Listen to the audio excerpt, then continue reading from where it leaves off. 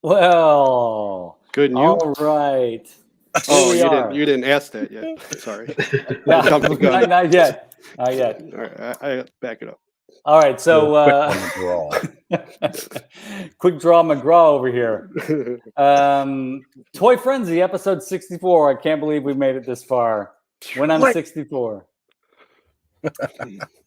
So nice reference. Are you like waiting for like the world to end or something? Because it's like every week. It's every day. Every day. I'm like, listen, we got to live our lives as if this is it. You know what I mean? That's and true. So it's when I wake up every day, I'm like, thank goodness, let's get started. And you know, it is. It's like I wish it was not quite like Groundhog's Day, but sometimes it feels that way. Yeah, it does. So October went by like that. Oh my gosh, right? Oh, and it's gone already. Like I still feel like we're in September, and we're it's 2 days in of November. Yeah. I don't. What kind of crap is that? I don't accept it. Really, I don't. I feel like you better, because it's real. That's what I'm saying. It's like you wake up every day, and it's a new day and a new month, and you know, October was great though. This was a good October. Yeah. I feel like that was fun. Mm-hmm. Was it? I think I missed it. I just streamed like the whole month straight, so I didn't see anything. Well, go back and watch everything, then you'll see every day of October for yourself. Exactly. Did any of you? We have a ritual. We like to watch the Charlie Brown Christmas Halloween special. Yes. Yeah. So did you guys do that? Yeah, I watch every year. Yeah. Yeah. There are some staples I have to watch: Hocus Pocus, Charlie Brown Christmas, Ernest Scared Stupid. Like these are some of all of my favorite Halloween movies, and Halloween Tree, which is such an underrated and unfamiliar film to a lot of people, but it's an old Ray Bradbury book that they animated in the 90s, and it's wonderful. I know last year for Halloween, we were doing that little preview night of the Frenzy Discord, and I had Bud and Thanos were both with me that night, and we did a little watch party of it. Yeah, that's we didn't get to any of those. We watched Young Frankenstein, and then we had such a busy month. My wife and I watched Get Out on Halloween night while our youngest was out, you know, trick-or-treating with her friends, and that was a really good movie, by the way. It was super smart and really good. But yeah, I didn't get to indulge as much the old Halloween stuff, which I try to do every year, but it's just been a busy month. Yeah, it was a busy month. It's like that. Yeah. But we are in November now, so we're going to start watching Planes, Trains, and Automobiles every day until Thanksgiving rolls around. Like a scene each day or something? We'll watch 5 minutes here, 5 minutes there, and eventually we'll make it through the movie by the time Thanksgiving gets here. It'll be just like we're living it. Yeah, right. Sounds very Groundhog Day-ish. Are you noticing a theme? I'm noticing. Just keep your hands out of Oz's pillows. Yeah, exactly. All right, let's say hello to the chat. Oz, now that you're back with us, we missed you last week, and I went through the chat like I was, you know. You did fine. I went through it. It was slow. It was well, good. I did something a little different tonight. As we've been sitting here doing our little preamble chat, what I've gone through and done is I've starred each and every individual person to make this as easy as possible. Ooh, smart. So that way, now all I got to go do is jump through the starred chat one at a time. It's incredible what I can do when I'm focusing. All right. We have JMax77 here saying, greetings, Toy Frenzy friends. We've got Thanos Copter joining in as well. Ray Black is here. My Buddy's Customs. Duchess of Darkness. The Beautiful Dawning of a Decade. We've got Mr. Wonderful in the house.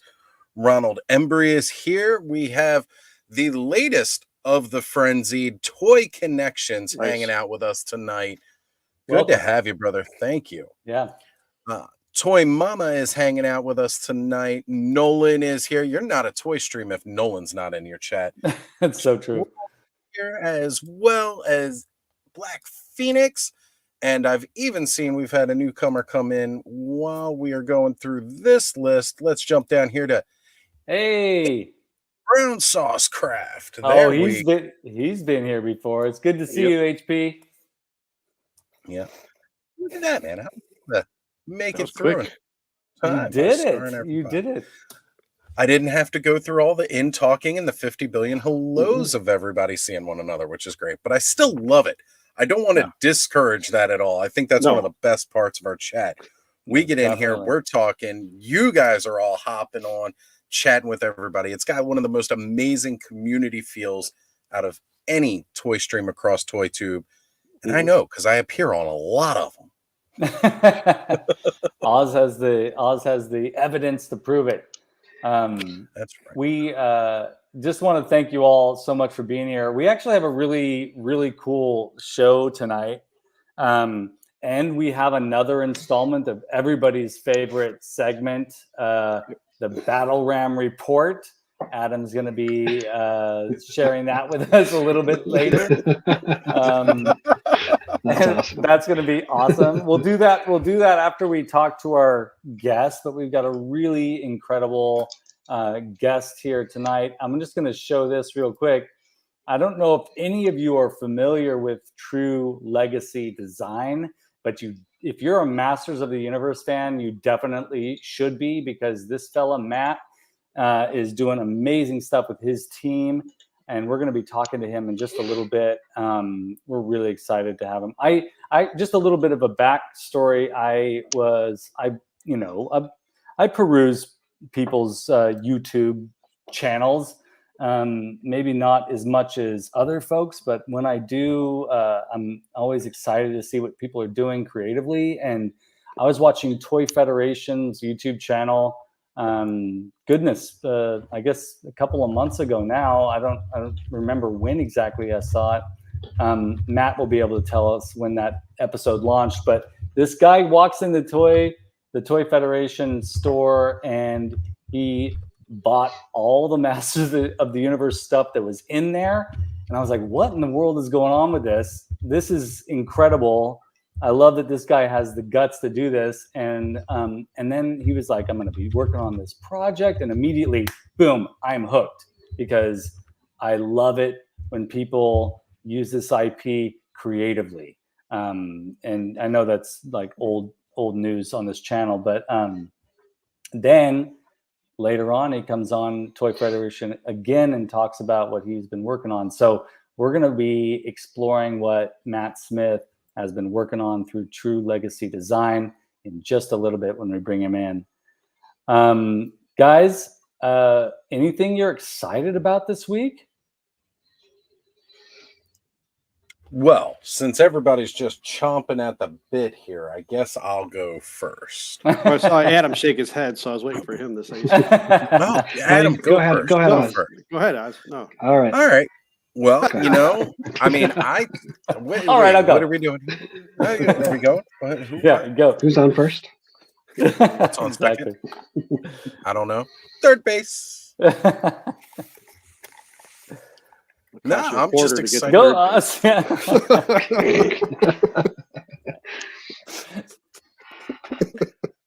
I'm just excited to be back. I'm excited to be back. Yeah, we're excited to have you back. We missed you last week, buddy.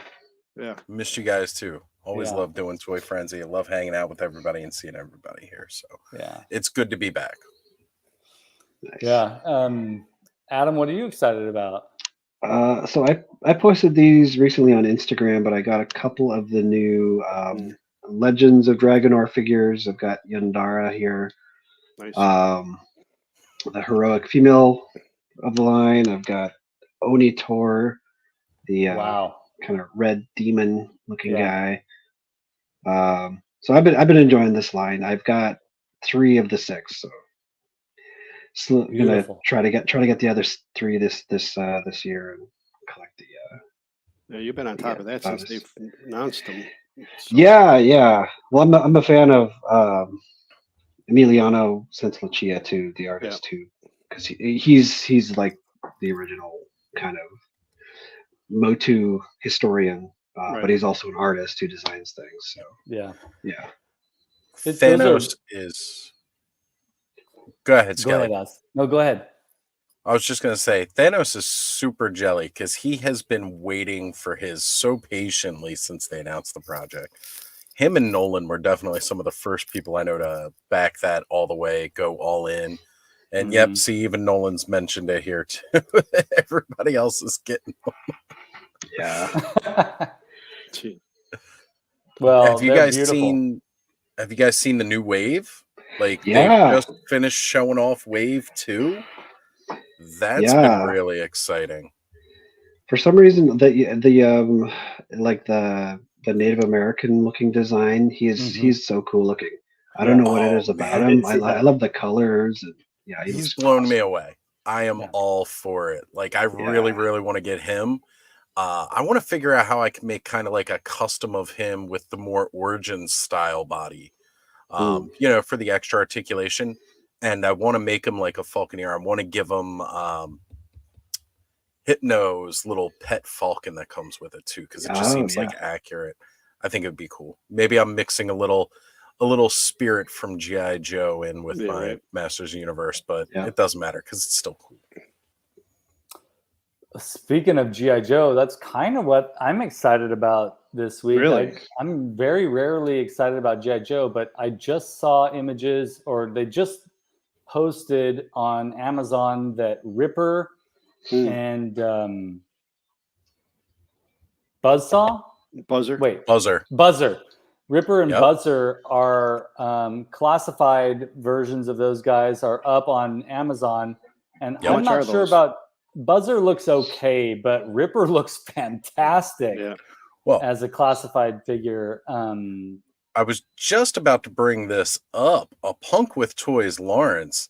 Yeah, he actually, I think, had the first Buzzer review on YouTube. So cool. If you want to go check it out in hand, definitely head over to his channel and check that review because it's absolutely amazing. He was just going live. He normally goes live the same time we do right now. So it's great that you're here, Lawrence. Thank you. I know he went a bit earlier tonight, hanging out with Shartimus Prime and getting to know Shartimus a little bit better as like one of the originators of ToyTube, essentially, as well as talking about his Street Humans project that's still going on right now, folks. Cool. If you have not backed Street Humans yet, get on it. I've been meaning to compliment Lawrence with his image based on the vintage, the Vision streetwear emblem. I love that. So Lawrence, man, I love your logo. Bobby, how about you? What are you interested in? What are you excited about this week?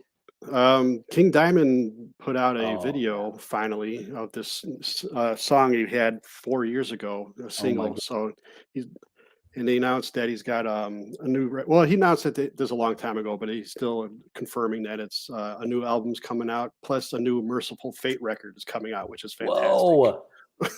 So that's crazy. I know I'm into a lot of punk rock and stuff, but King Diamond is like one of my all-time favorites. Oh, so he's great. I love that dude. Yeah. And I saw him right before COVID too, and that's when he announced everything. And then COVID hit, and everything's been put on hold. But he finally announced some stuff on Halloween, so it was nice. I'm glad they're still doing stuff. And me too. Yeah, I love it. Not much matches the theatrics of that group. No, they're fantastic. Yeah. And then they dropped the trailer today for that new Planet of the Apes movie. Yeah. Man, so I'm not a super fan of those. Yeah. But I do like them. I'm glad they're still keeping that out. I feel like when I watched the trailer after you posted it, I was like, are they finally getting to like the what we're used to? Like the Planet of the Apes that we're used to? And I think they are. And it took them a while. It took them like 5 movies, right, to get there. Yeah. Right. But I'm excited about this being, eventually I'll go back and watch all of them because I've missed several of them.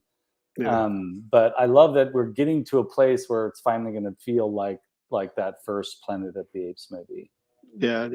I'm a huge fan of the originals. Me but, too. Me too. The new ones aren't bad, but yeah, I still like to see that out. Yeah. So it's cool. But that's what I was interested in seeing this week. Yeah, good. Well, what do you say, guys? Shall we bring our special guest in? Yeah. Yes. Why not? I think so. All right, everybody, a round of applause for our special guest, Matt Smith. Hey, Matt. What's up, guys? How you Thanks for doing? having me. Super It's great excited to have you here. to Yeah, I'm talk excited. your ear off about all this creativity you've been doing over there. But yeah, we're real excited about what you're working on, and I know for a lot of folks, this will probably be their introduction to you. So we're hoping to help you spread the word too. Yeah. Well, I'm excited to be here. So, have any personal questions? Anything you want to ask? Oh What do you yeah, want me to do? we're gonna ask all the personal questions. All right, make it happen. You know what? What did you have for breakfast this See, morning? I was gonna say something like that, but I didn't want to. I had French toast. That's what I had. Hey, all right, that's good. Sorry I asked. Now I'm really jealous. I mean, I had the breakfast with champions. It was keto French toast, so it might not be. Oh, all right. Well, I'll stick with my hot coffee and cigarettes. It looks real, but when you taste it, none of the joy is there. You know what Oh, I mean? that's so sad. That's so depressing. Well, I guess here's a good place to start. Why don't you, if you don't mind, we all kind of know what you're working on a little bit in our realm, but for the people who are watching, they may not quite know what you're working on. Do you mind giving just a little brief description of what you've been working? We'll start specifically with Masters of the Universe and what you're working on with the Masters of the Universe line and where you started with all this. Sure. Let me grab something real quick, and I could use. Okay, cool. He was talking about French toast, and I never get to brag about breakfast, but I had chicken and waffles this morning for breakfast. That is a fantastic breakfast. I've never tried that yet. It's so good. So good, Bobby. You gotta so perfect. I haven't had it in years, and just got lucky this morning. So is that like a California trend or something? It's started out there. I don't know. No, it's more of a southern. I think it's a trend. southern. Yeah, like Tennessee, maybe. Yeah, it's awesome. So when I was obviously when you're a kid, you have this. Anybody who has this toy is like, where are we at here? There's the camera. Okay. Yeah. So this is our original. What is it? 5 inches, I'm guessing. Just awesome work of art here. It just makes you epic. I just love it. I just love it so much. And I noticed that Mattel put out a large figure, but if you look at his bangs and the large figure, it was hard to look at. It didn't look anything like the man you played with. The 12-inch one. Yeah, the 12 that they released. And so I remember just kind of being bummed out because it's kind of cool when you get like a large scale figure of something you played with when you're a kid that you can collect. And I remember just really loving these toys. And so what I decided to do was, well, what if we scan them and we print them out ourselves? And so I got the large version. Wow. That's so small. So, and that's what I did. So I thought, okay, well, it's cool to have it. But how much more cool would it be? Because the line didn't release that many. I'm like, well, what if we did them all at that scale? Like, what if we did every figure so everybody can see their favorite figure in that scale? And so I wanted to go that route. I wanted to do everything we can get our hands on. I just recently purchased for a whole lot of money, even the accessories. So we got, let's see, it's coming in the mail right now. We're going to be scanning the underwater scuba skeletor gear. Scuba tack. Yeah. Scuba tack. And the drill one, I don't know the name of that one either. Sorry. What's the one where Man at Arms Tower has tools? Yeah, and then another one where He-Man is, I think he's like rappelling down something. The cliff climber, yeah. Yeah, there you go. So we're going to be scanning all of them. Once again, I do love Masters of the Universe. I love everything about it, but I'm not the super fan that knows everything. So I can't remember the names of everything. I'm not that. I love the line and I love the art. I love what it did for me when I was a kid, and how much I played with it. I just, over time, and like for me personally, it just the reminiscing of it. It makes you, I don't know, it gives you good feelings, it gives you good vibes, and you just want to kind of have that stuff around your house, reminding you, of just the adventures, of when you're a kid and what life has to offer and kind of things like that. So that's why I'm doing this. I wanted to say, okay, let's do every one of them. Let's do everything they ever did for the MOTU line, right? For the original MOTU line. And then let's create a scene. Let's create a cool diorama, these large figures on a styrofoam, cutout landscape where we can make mountains and we can put the play sets. We can do all this. So that's what we've been doing. We've been scanning and designing and painting, and it's been some scans you can't, they don't scan well, so we have to send it to a ZBrush to clean it up and then print them out, and just nonstop work. The scary thing is we have so much work before the 16th. We're going to reveal it at the RetroCon. We're still in high hopes that everything's going to be done. Oh wow! That we wanted, but we might have to show just a little and wait a little bit longer to see the big stuff, because it's just taking so long to print and to get everything done.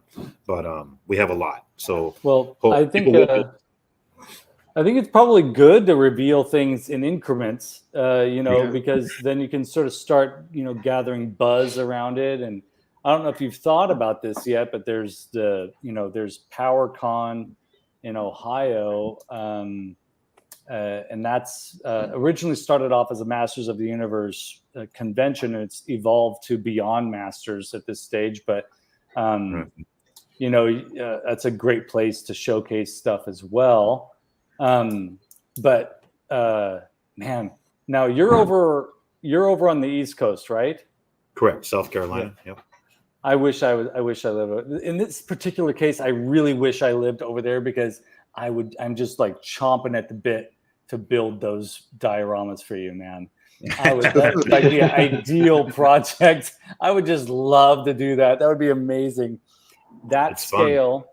Fun. I mean, you and I talked a little bit on the phone a couple of weeks ago, and we talked about the touring Masters of the Universe Mattel diorama that came a little bit late in the line, went around to a few different malls, and people could walk through into this dark. They went into this dark box, and it was all lit, and they had all the toys on these cliffs and in these caves and the play sets. And so that got me thinking when you said that, because I was like, well, how cool would it be if I just started traveling around? If we got every single one of them done. Yes. And then we designed different kinds of dioramas where we can maybe set up different dioramas in different locations. That might be fun, where we can just travel around and show people. I mean, because look, how often do you get to see, this battle? Oh my gosh! Oh no! So cool. Look at that. That's amazing. Kind of rivals the Mondo Battle Cat for sure. Oh yeah. Right. And you have. Well, it's just like the toy, but no kidding. Enormous. That is beautiful. That's huge. It's awesome. This is can't get more real than the actual thing, wow, it's just great. So I mean, so you said a little bit ago that because you were sort of lacking the knowledge, it doesn't quite make you a super fan. Dude, this earns you the super fan badge right away. I love it. I love it. I feel like I feel like a failure for not knowing all the stuff, that you guys know. No. Like I just don't, No, I don't no. retain, like Yeah. I just don't retain all of it, but I do love it, a lot. So Love always Uh-huh. trumps knowledge. there you I go. mean it. There I you mean go. it. Yep. Always, Yeah. always. That's right. Yeah. I'm a big When fan. you're- There's some other stuff to show you guys too. That's as we go along, I'll show you. And you said you had a battle ram like segment. Oh, Maybe yeah. I could give you a little glimpse of the battle Well, ram for you. we are Oh, all. There you go. Yeah. Well, There we okay, go. so That before was we jump into just that, what Bud was saying. I want a I battle wanna ram. say- Before your segment, right before your segment, I'll bring that up. yeah, I've got some slides that Matt sent our way, and we're gonna go through these slides, and there's some good stuff in there. But yeah, we're just to forewarn you, we are all huge fans of the battle ram as a vehicle, and so yeah. Well, I'm not gonna say anymore. Let's look at these slides. What do you say? We bring up these slides. Yep. Yeah. Well, I'm gonna go this ahead might and- get answered by the slides here, but Bud did have a question. Yeah. Sure. Do they have action features? Not yet. Mm. They can pose, right? So they do all the same posing. So the arms, the head, the legs move, the waist moves, but we saved money on the action features so we can try to get it done faster. Yep.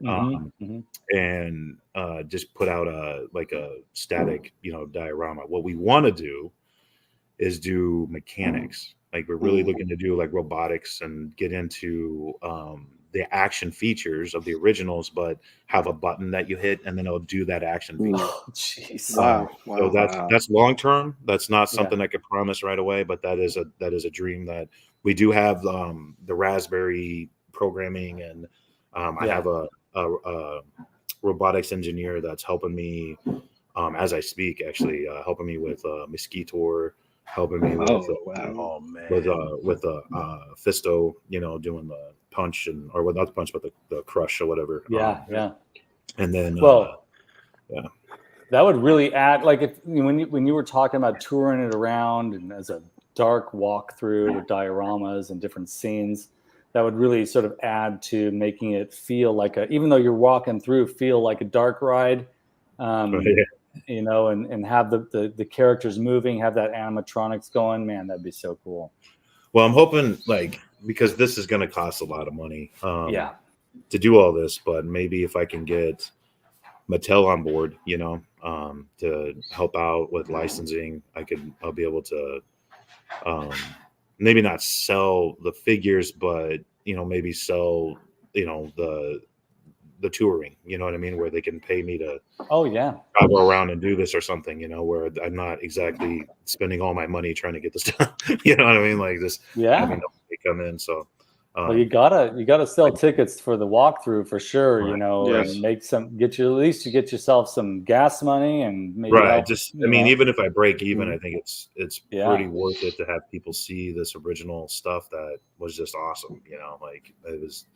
It meant the world to us. And when we were kids, I mean, obviously you guys have your own channel on specifically Masters. But yeah, it's just great. It's just fun.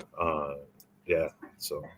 Well, you're going to get some. I forewarned you a little bit when we spoke a couple of weeks ago. You're going to get some questions, people asking like, how can I get that? Thanos just asked, how do I get this gigantic Fisto? And you're going to have a lot of. The more you do of this, the more fans you're going to get just chomping at the bit to buy this from you. So that is going to be a bit of a dilemma, I think, maybe, because people are going to be real excited to want to have it. But I like the way you describe this as being a destination as opposed to a commodity.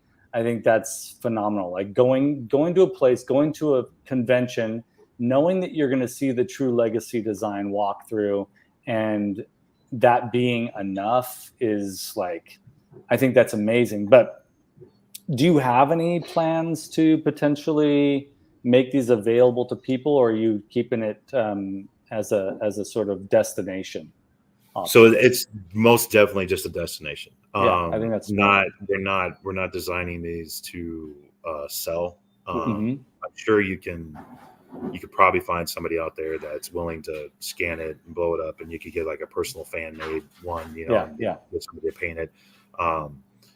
I don't want to do that. The reason I don't is because I'm not trying to get into the toy business. I'm trying to establish the art of the toys, you know, and I don't mind getting into a statue business, because I just, as like, the toy business is such a competitive, complex nightmare of an industry to get into. You really have to love that business and that industry to want to get into it. I would rather do statues.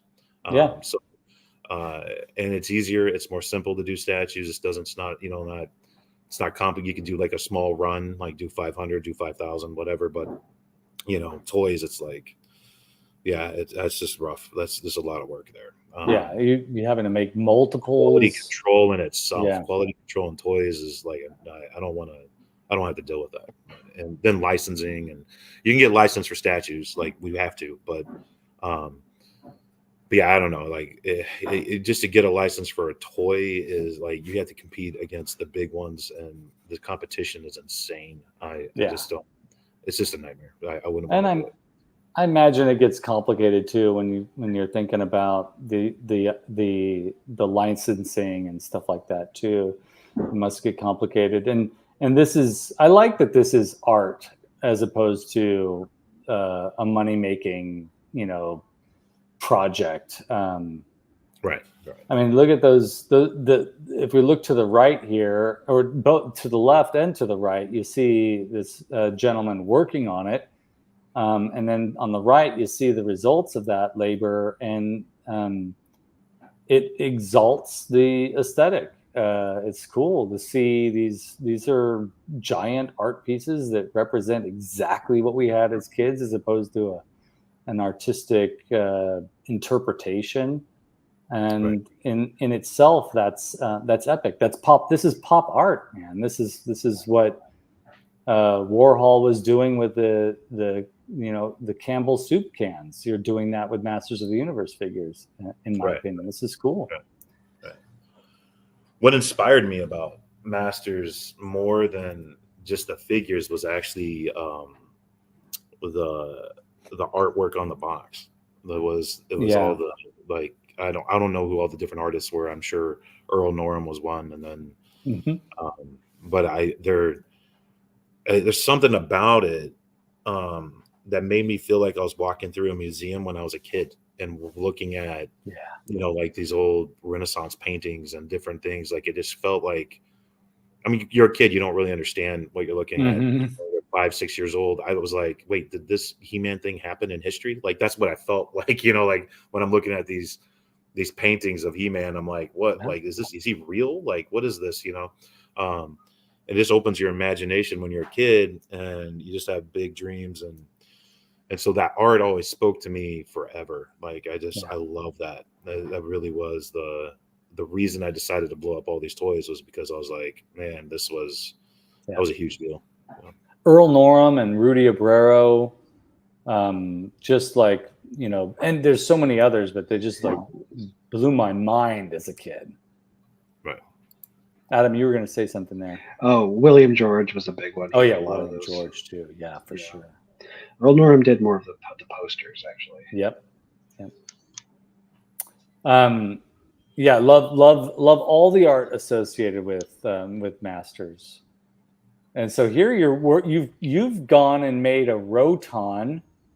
Yeah. You want to see that? Let me bring that into the picture. Yeah, that would be amazing. And Too Bad too. My goodness, like, wow. Now I'm gonna have to ask when he gets back: is this a flat back Too Bad or yeah? We gotta find out. Do we have the variant? Oh, it's not the flat back. It is the. Nice. Nice. Holy cow. Look at how huge that is. God, that is a beast. Oh man. You can mow your lawn with that. Oh my God. Right? You know what? No, I need this shell for a Roomba Yeah. Yes, So I can just exactly. have that going around. Yeah. I was just thinking that. That's the perfect Roomba. Oh man, that's amazing. Yeah, it's great. Absolutely incredible.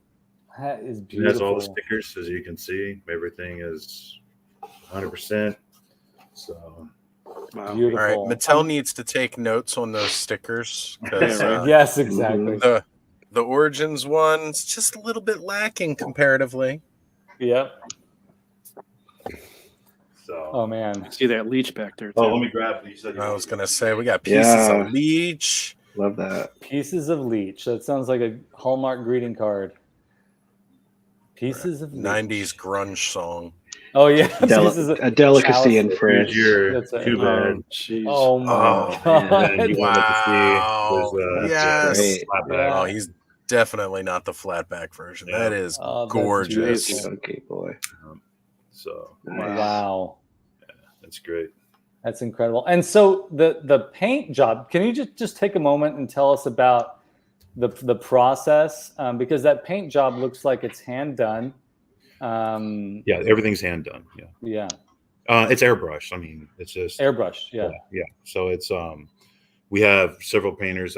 We have a guy named Sam who he's an engineer and he just starts reading something, and like he's unlike anybody I've ever met in my life. He's never airbrushed anything ever. And yeah, I bought him an airbrush and he goes, I'll just read up on it and see what I could do. And he's the one who painted this. Like Oh my gosh. he just finished it all airbrushed, 100% airbrushed. I was blown away. Like, and he could do it, you know, he does a great job. He tapes it off and matches the colors and gets it done. And I think he just read the instruction manual on the airbrush machine and then Fantastic. just understood it. Like I kind of secretly hate him, but love him at the same time for being it. Well, you know, my mom's always said, if you can read, you can cook. And I think that applies to all crafts. It's for sure. And then we have other painters too that, you know, we have a guy named Dan who knows how to color match faster than anybody I've ever met. That's awesome. Just like, he's like, oh, that's like a whatever green. And then he just puts like 23 colors together in 10 seconds and then he matches it. And I'm just like, geez, you're, you know, Wow. I can't even, you know, begin to, you know, so. That's cool. then- That's a good eye. Yeah. So got some great people. Is this Dan or is this another fellow working? This for you? is Zach. Zach did Fisto. He's the one who painted Fisto. That guy's completed now, but I think you saw him in another picture where he's completed with all the paint and everything. This one. Yeah, right there. Yeah, Yeah, he has his chest painted now. Everything's done on him. So yeah, it's fun. Like Zach's great. Zach's very laid back. And he's working on some pretty big stuff right now. I can't really show you, but if you come to the convention, you'll be able to see it. But he's working on some large items. So that's awesome. And then we got that done. Do you guys want to see that? Yeah. Yes, of course. Well, Bobby, what do you think about that trap jaw? Yeah, I want one. Yeah, right. I do. The It'd be slime great. pit. Yeah, I can't imagine how big that is. Just judging from the size of the Rotan. No, I know. I mean, I like to see it next to a man. person, though. You know, it's always easier to tell how big something is. Yeah. Oh my god. Wow. Oh my god. The head's Look the at size of a human head. Look Yeah, at right. Thanos. Wait, play Right. sets too? Jeez. Oh my goodness. Oh wow. That's amazing. It looks fully works, just too. like the toy. Oh my gosh. It looks just like the toy. Just bigger. It's 100%. It's 100% match. Like we did everything we could. So Yeah, That's that's amazing. crazy. Yeah, it is. You need an entire house. Once the whole line is done, you're going to need an entire house or an entire like semi truck trailer to take that around and let people see it. I would hate to see Eternia. Oh yeah, right. Hate or love? Like No, I mean Seriously, like hate like or the love. size, you know, the Like, size of it in the room. You know, that's gonna be huge. Did you So hear this that, picture Matt? looks like they're all small, but these are the large ones. So Yeah. anything Oh, you see okay. there, Yeah. those are the big ones. man. Now, this Zodiac. gentleman here, he's working on something a little bit different, and I saw the video. So, do you want to tell folks about what he's working on? Yeah, so I will show you what he's working on with the action figure that he's doing it from, but you have to come to the show to see the actual sculpt. But there is another sculpt that he's working on right now, and I'll bring that. I'll bring the computer over there to show you in a few minutes. But All right, here's cool. here's what he's working on in that picture. Where are we at? There we go. Oh, So this is what. So when in one of the My videos, I talked favorite about the toy Terminator. that I had when I was a little boy, and Yeah. I kept it in my pocket and I took it everywhere with me. This was it. This was the pocket my toy. favorite, my favorite all-time favorite toy. So That was definitely my favorite Terminator figure. Like, yeah, none of mine the too. other Terminator I had all of them. toys did. I had all of them, but that was Like, the only one that I carried around with me because it was just the coolest Yeah. looking one. Yeah. Second closest one for me out of that line to just absolutely being in love with was the glow in the dark endoskeleton. Because as these guys will tell you, I'm a huge fan yeah, of glow yeah. in the dark. Oh yeah, for yeah, I sure. had that one too. That was great. Yeah, yeah, I like those. I like. So what I love about them is actually. See if I have it up here. I do not. Oh well. So the statue he's actually creating is from the box art. It's that little cartoon picture at the top. Oh, wow. So Okay. that's what you're getting is that stance, that look. But if you look at that cartoon picture, he looks like Gary Busey. So we're changing it back. Looks like a very angry Gary Busey, you know, or actually a normal looking Gary Busey. We're changing it back to Arnold. So Call him buttered Talking to things. I don't know. Gary Busey is trending right now, so you might want to Right? stick with Gary Busey. We'll do a variant. We'll do a variant head that way you can switch it out if you like the Gary Busey style. Yeah, for sure. Got the claw arm with a buttered sausage in it. Yeah. Totally. And his pumpkin head.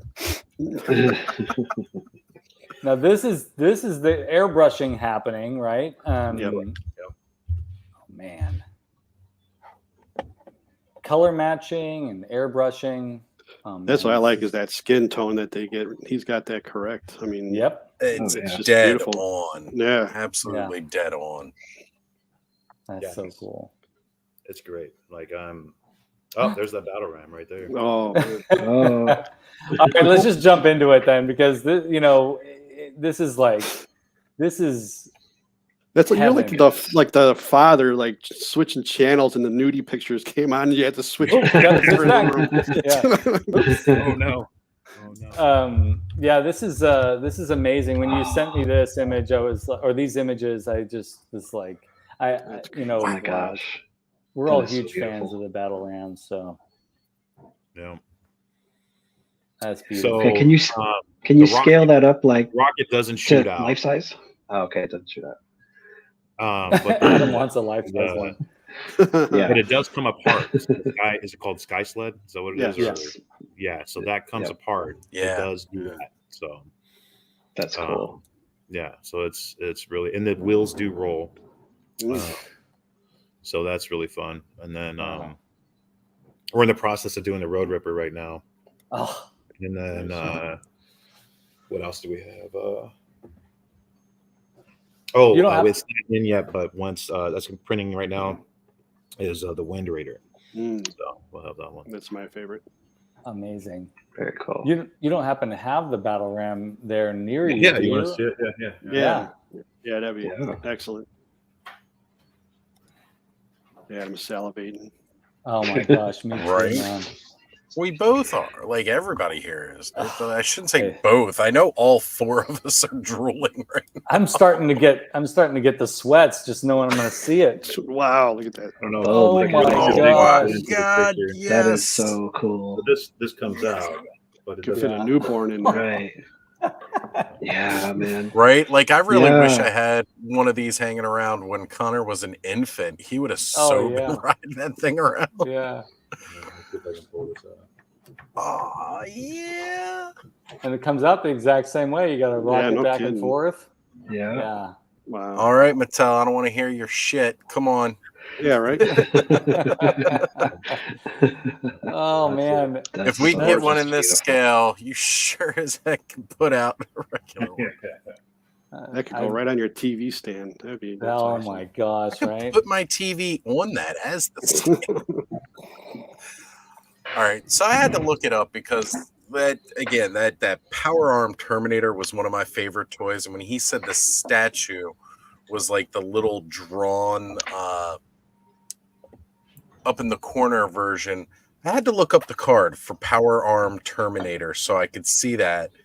And I'm real quick just going to share it here. You know, NECA does their versions of like the 1990 I know, and I hate it. versions. I hate it so much. I'm sorry. I just because that's my favorite toy, and it's just all it is just a redo of what they already done with a crappy rocket launcher arm that they designed. Like, I don't know. I don't like it.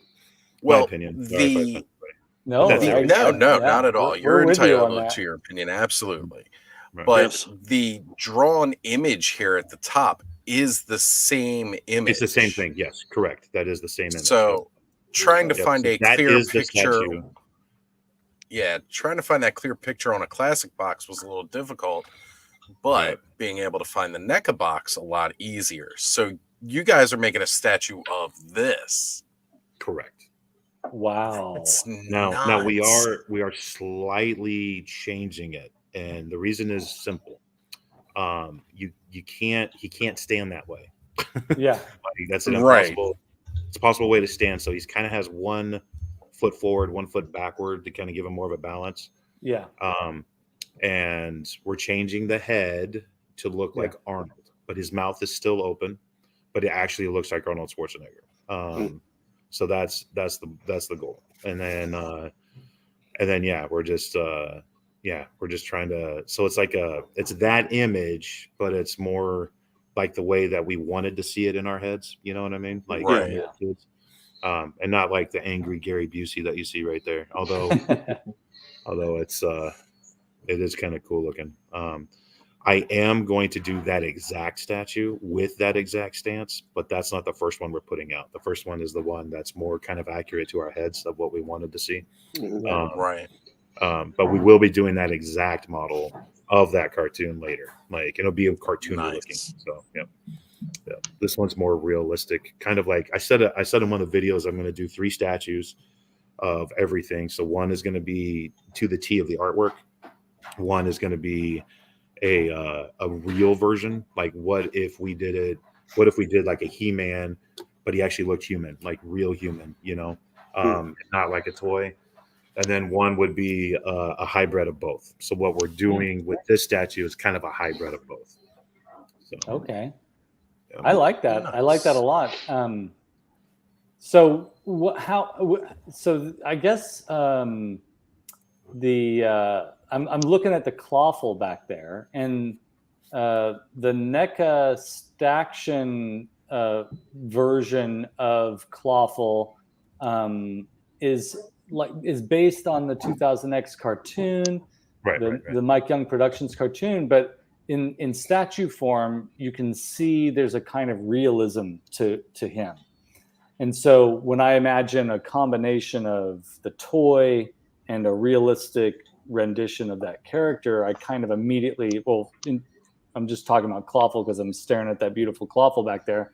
I immediately kind of picture the NECA Staction version, which is sort of like a beefy, realistic crab man. That would be so. Now, the challenge that I have is, I hate to task you with this, Matt. Would you mind bringing that clawful over here? The challenge that I have is it doesn't get much better than what we're looking at right here. Like, this is just like absolutely beautiful, and it's amazing. I'm just gonna do a solo layout here. That's what I'm talking about. That skin tone. It's just right on. Yeah, it's gorgeous. Yeah. You know what I could see? If you look at there's an Earl Norham poster that had Clawful on it. Oh yeah. And he's more posed, like he's in action. I could Yes. see something like that as a statue. And you Yeah, can get that's like a actually dynamic something- pose. That's actually something we're working on right now. Is we're looking into doing an Earl Norham line. So we want to get every most popular picture. So one of them is I think it's like He-Man fighting Skeletor. It's on this like Sunbird or Songbird or Yes. book, you know. Oh yeah, the Sunbird Legacy book. Here we go. Right here. Right here. Hold on, Skelly. We got to actually find you to put you So on. That's it. So we're so me and Totoro, my artist, him and I are discussing that being our next project. So we're going to do it in 1/3 scale and match that. Oh my gosh. So we can sell them. We can sell them separate, and they look really awesome, right? Or we can sell them. You can put them together, and then you have the ladder thing. That's cool. Wow. Good idea. And then we're definitely like wanting. We really are praying that we'll get licensed for that. That we'll be able to. Even the Beastman Man at Arms would be great too. Yeah, definitely. Yeah, we want to do that. And he did these golden books, the covers of these golden books, and I really want to do a statue of He-Man shoving that half of the door into Skeletor. You know what I'm talking about? I love that. Here we go. That would be a great yeah, that's it right there. That would be an honestly, awesome I did not statue. plan this. Of like picture that on your bookshelf, Right. just him shoving a door into Skeletor and he's leaning up against a book. That would be awesome. Yeah. That'd be a lot of fun. So yeah. So there's this too. Well, okay. So now the big question is, this doesn't have Grayskull, but the big question is, since you've done the slime pit and you're doing the larger vehicles, are you thinking about doing a Grayskull and a Snake Mountain? We are. We are doing it. Yeah, it's in the works. Yeah, right now. We're doing all that. So if it's made in the 1980s in that line, you will eventually see it on this. Wow. Like we're doing everything we can. I just got a hold of the STL, like these like printable, I don't know what you call them. Like, remember, I'm a business guy, so forgive me if I don't sound like I know everything, because I don't. That's all right. These STL cards that have the giants. So the two giants, like there's like another, so we just got those, and those are printable now, so we can print the giants. And so those wait. So like those look like people were printing out. It's like insane. Yeah. I was gonna say they gotta be like almost 3-4 feet tall comparatively. They're gonna be bigger. Yeah, well, it's 2.5 times its size almost. So oh my gosh. So and with the real like I'm 6'4", so it's like half my size. Yeah. And with the hair and everything, like that's gonna be just either we have to find Barbie hair or whatever to put in there. Yeah, like a wig. Well, it's so big, we just get a wig, I guess. Like, just get a wig. Get some. And plans for the fright zone, like the rubber puppet? What would you do with that? So we're not doing the rubber puppet. We're gonna do an actual monster that comes out of it. The rubber puppet just look too cheesy, flat, soft looking thing. Yeah, and plus, what would you put? I mean, you can't. There's no human hand that will fit that, so you'd have to figure out how to stuff it, and that might look. Just you put a mannequin's hand in there. A mannequin, and they don't really last. Like they're falling apart. It's hard. Yeah. It just doesn't work. Yeah. That's puppet. It's true legacy, so it's true to the legacy of what they meant. It's like the legacy they meant to leave behind. Like sometimes you have to make adjustments to give that art, what it is. So Matt, Duchess here is asking if you happen to have your trap jaw within reach to show us. Just out of curiosity. Oh, he's frozen there. Well, we lost him. Oh, there he is. You coming back? Might slowly come back.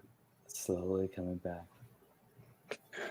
I'm just in the meantime, guys. Those to scale sketch or the scaled statues based on Earl Norham paintings. Come on, Yeah, how cool would that look? Right? Yeah, right. Right.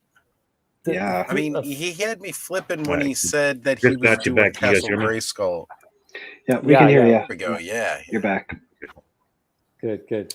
So, we were just while you were gone there for a moment, we were talking about how amazing the Earl Norham statues would be.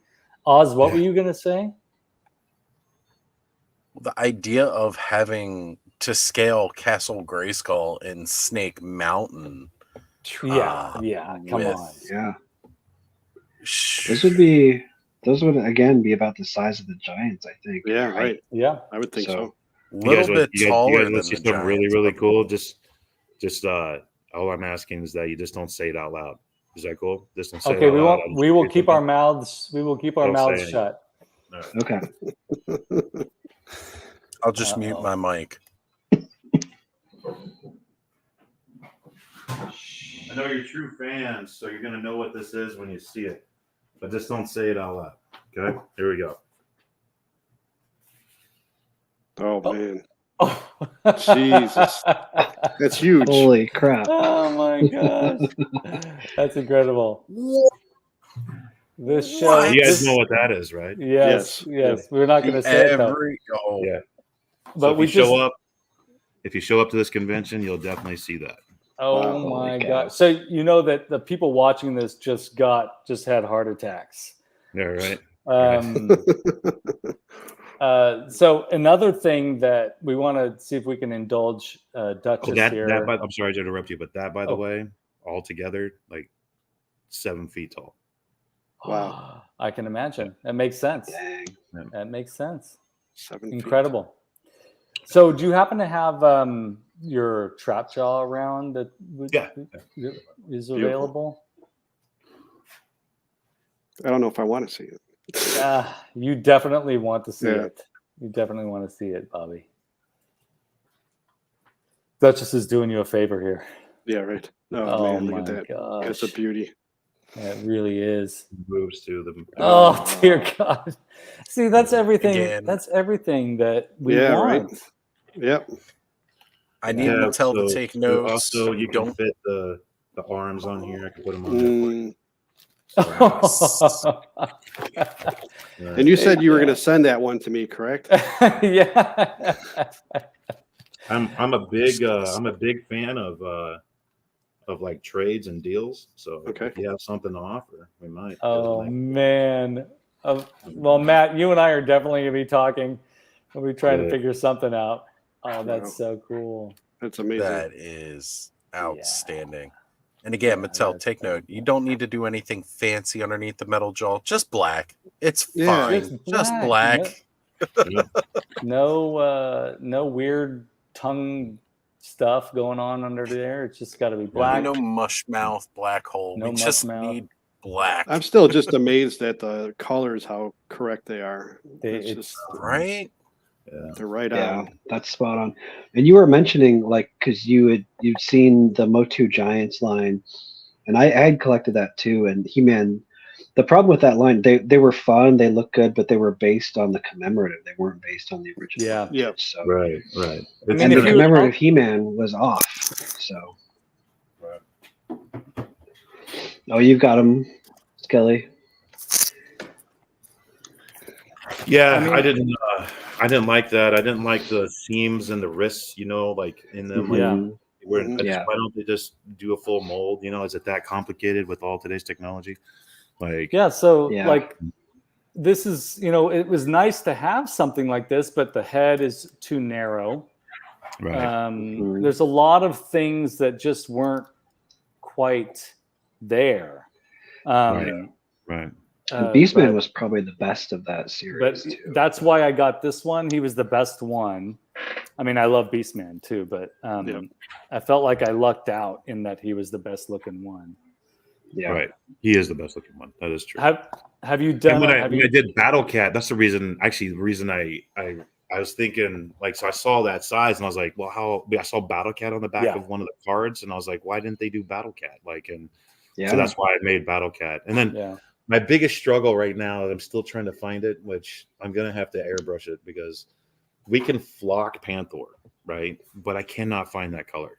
I cannot find flocking to match that color. So I think we're gonna flock it, then airbrush it, and which kind of sucks, but I can't find that color anywhere. Like I look for every flocking color in the whole flocking world, and I couldn't find it. Yeah, that stinks, man. Now, have you made a Beastman yet? In this 240% I have scale? not. We have not. It's on the way. Like we're in the process of it. We're struggling with a bad scan. Like it got. So what we're doing is we might, because of time, because it takes time to do all this stuff, is we might cheat just to put it in the display temporarily, and we might purchase that character you have, take its armor off, because we do have a Moss Man that we're printing at this time. Oh, okay. And we might just put it on a Moss Man and make it Beastman. You know. Oh yeah, that makes sense. Okay. Yeah. And then because it's the armor that we're struggling with the print, we're struggling with that armor, but to save time, we might just go that route. So that might be, and that's just a temporary fix. We will print out our own stuff. It's just, you know, and you'll see that it's a little bit smaller, so we'll have to really manipulate it. But you know, whatever. Yeah. Like that's great. The characters we have are bigger than that line, so the on them is going to look a little bit smaller, on our character, but it's it'll work. The arm, the shoulder pads or the upper arm pieces of armor they do fit quite tight on here, so I could see how that might be a challenge. Right. So we might just I'll buy it, I'll cut them off, and then design my own straps, and then just kind of make it work. So hey, gotta do what you gotta do, and you know you're gonna get that display ready. Now, how far along are you in building the diorama landscapes that they're going to be standing on? Are you going to be doing that? All right. So what we're doing for that is just a huge. So I'm purchasing this 4 foot by 4 foot by 16 foot styrofoam block. We're cutting it in half. So we got 2 feet by 4 feet. By 16. Then we're cutting the 16 feet in half, and we're putting it together. And now we have 8 feet by 8 feet squares, right? 2 of them. And so then we're digging into it, creating a terrain, and then we're going to paint it with acrylic paints, and it's going to be a process. But it's a lot faster working with styrofoam than it is anything else, because you're just making mountains, and you know, like you can that's going to be pretty quick and easy. But so that's where we're going with that. If we were to do it more of a traveling thing, we'll probably end up carving it out of the styrofoam and then laying fiberglass over it and making it permanent. Absolutely. And then create caves, because I thought, how cool would it be to have Scare Glow glowing inside the cave?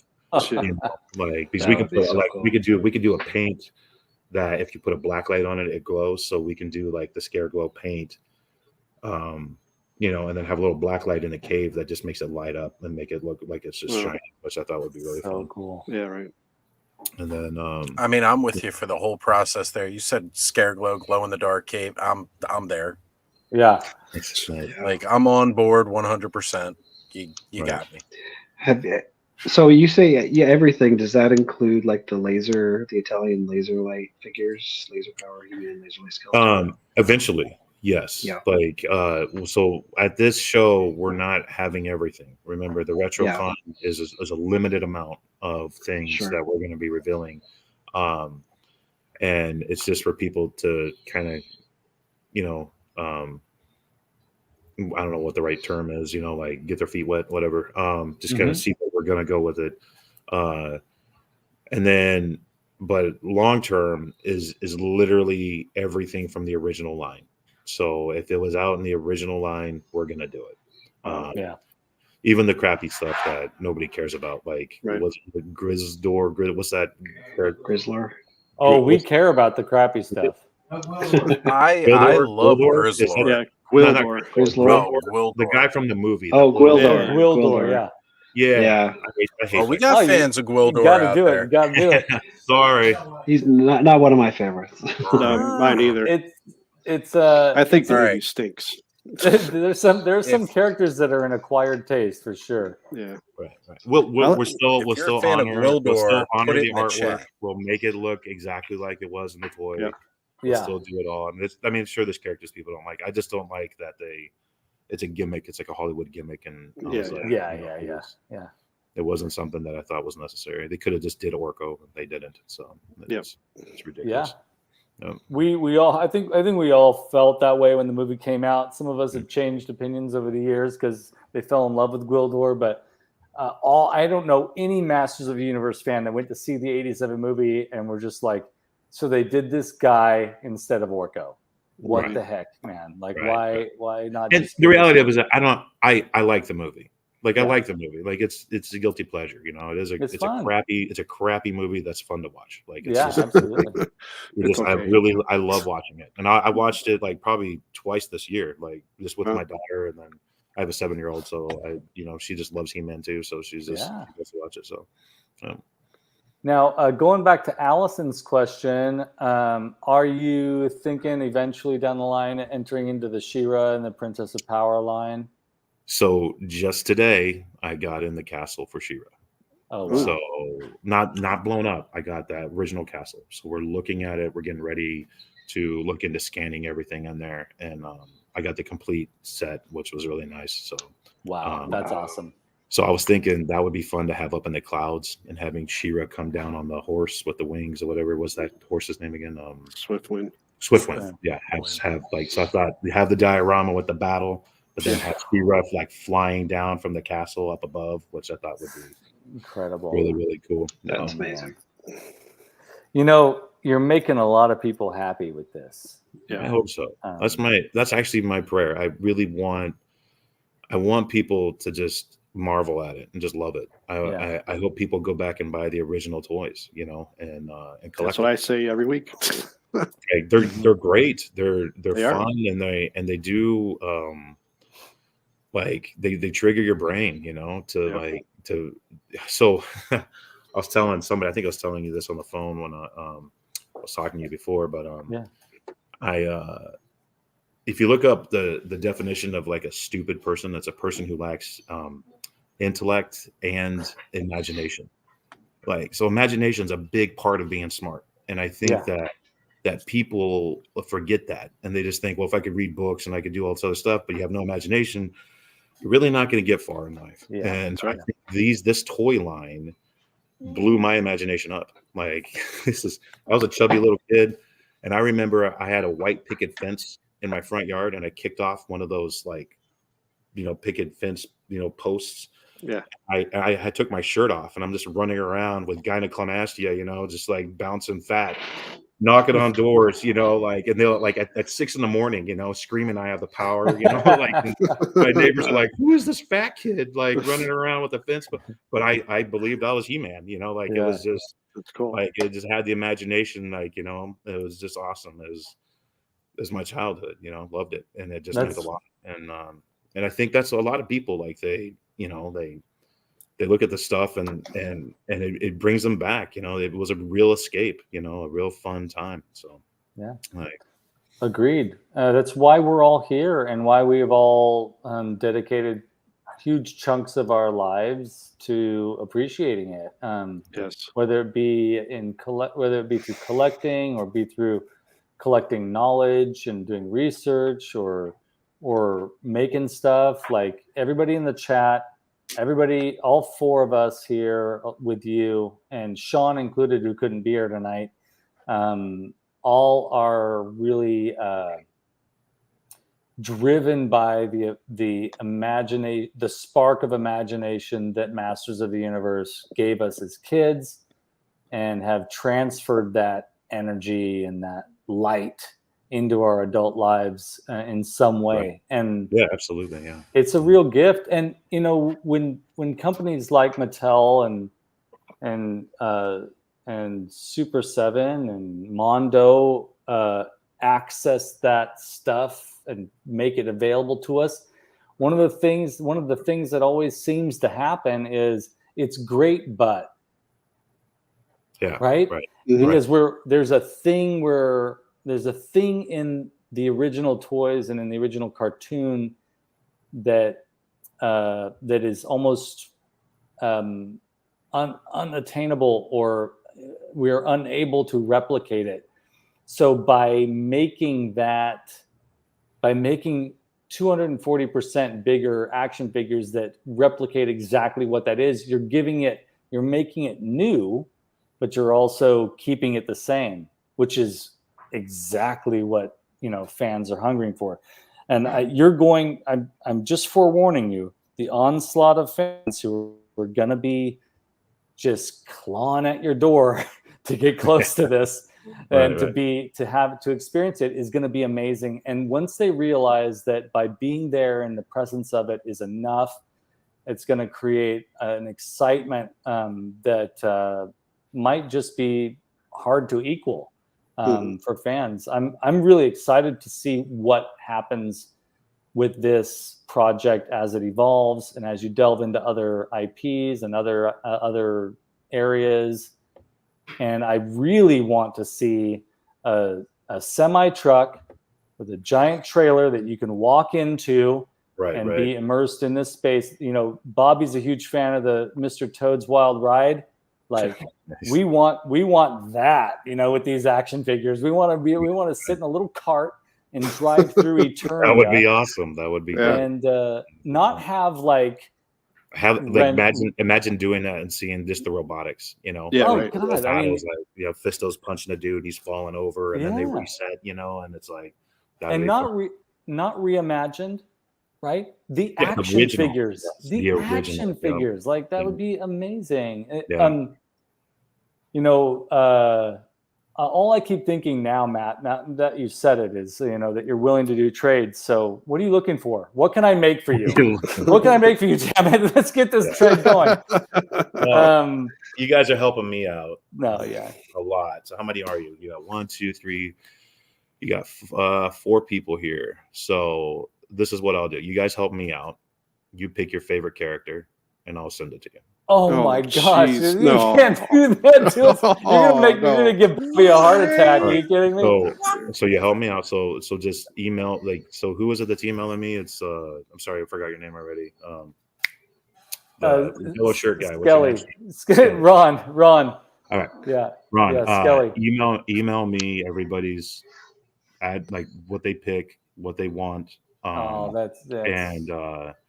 It has to be a character. It can't be a playset. I'm not going to. Of course. But just. Oh my God, no. You guys are like, I want. So, but yeah, you do that, then I'll make sure I mail it. Give me their mailing address, and I'm not going to be able to give it to you. You'll get it. You're not going to get it until probably after the new year. Just letting you know, you will get it. I'm gonna stop you right there and say you're entering into territory that makes us all deeply uncomfortable. But that's really, really cool of you. Super generous. I mean, that's just. I just want to thank you for having me on, and it means a lot. So, I do have something I want to show you. I have my artist working on right now. I think you might enjoy this. I know for a fact. Is one of you guys friends with Pixel Dan? Who's the one who worked with Pixel Dan? Adam right here. Yeah. He's gonna flip out about this. So. All right. Well, we're gonna give you the solo layout here. All right. Let's bring that up. I have a try to get an angle to where. Oh wait, here you guys go. You can see we're in the process of painting. Oh my God! Oh, there it is, Skelly. There it is. Wait, there's up on the board. Oh no! That mechanic. Oh jeez! God! Beautiful. Oh my God! We're getting there. Oh gosh! Right. So here is the Road Ripper. As you can see. Nice. We're in the process of working on that, but so Travis here is working on this guy. Yeah, There he is. I recognize that. Oh man, Totally yeah. mosquito.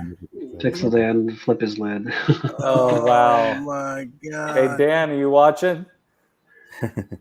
That's That's cool. incredible! Yeah, it is. Wow. Yeah, that'd be a great statue. I mean, if you're selling statues, Just that. yeah, Right? Right. Oh So this my is God, that's phenomenal.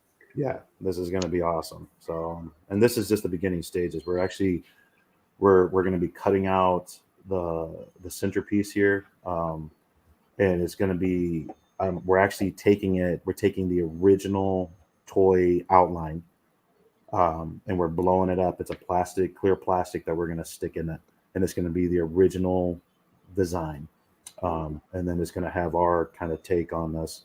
Well, actually, Totaro's take on this. I have nothing to do with this. So Travis is doing all this. He gets all the credit for it. I'm just producing it. So Travis is the one that's designing every part of this.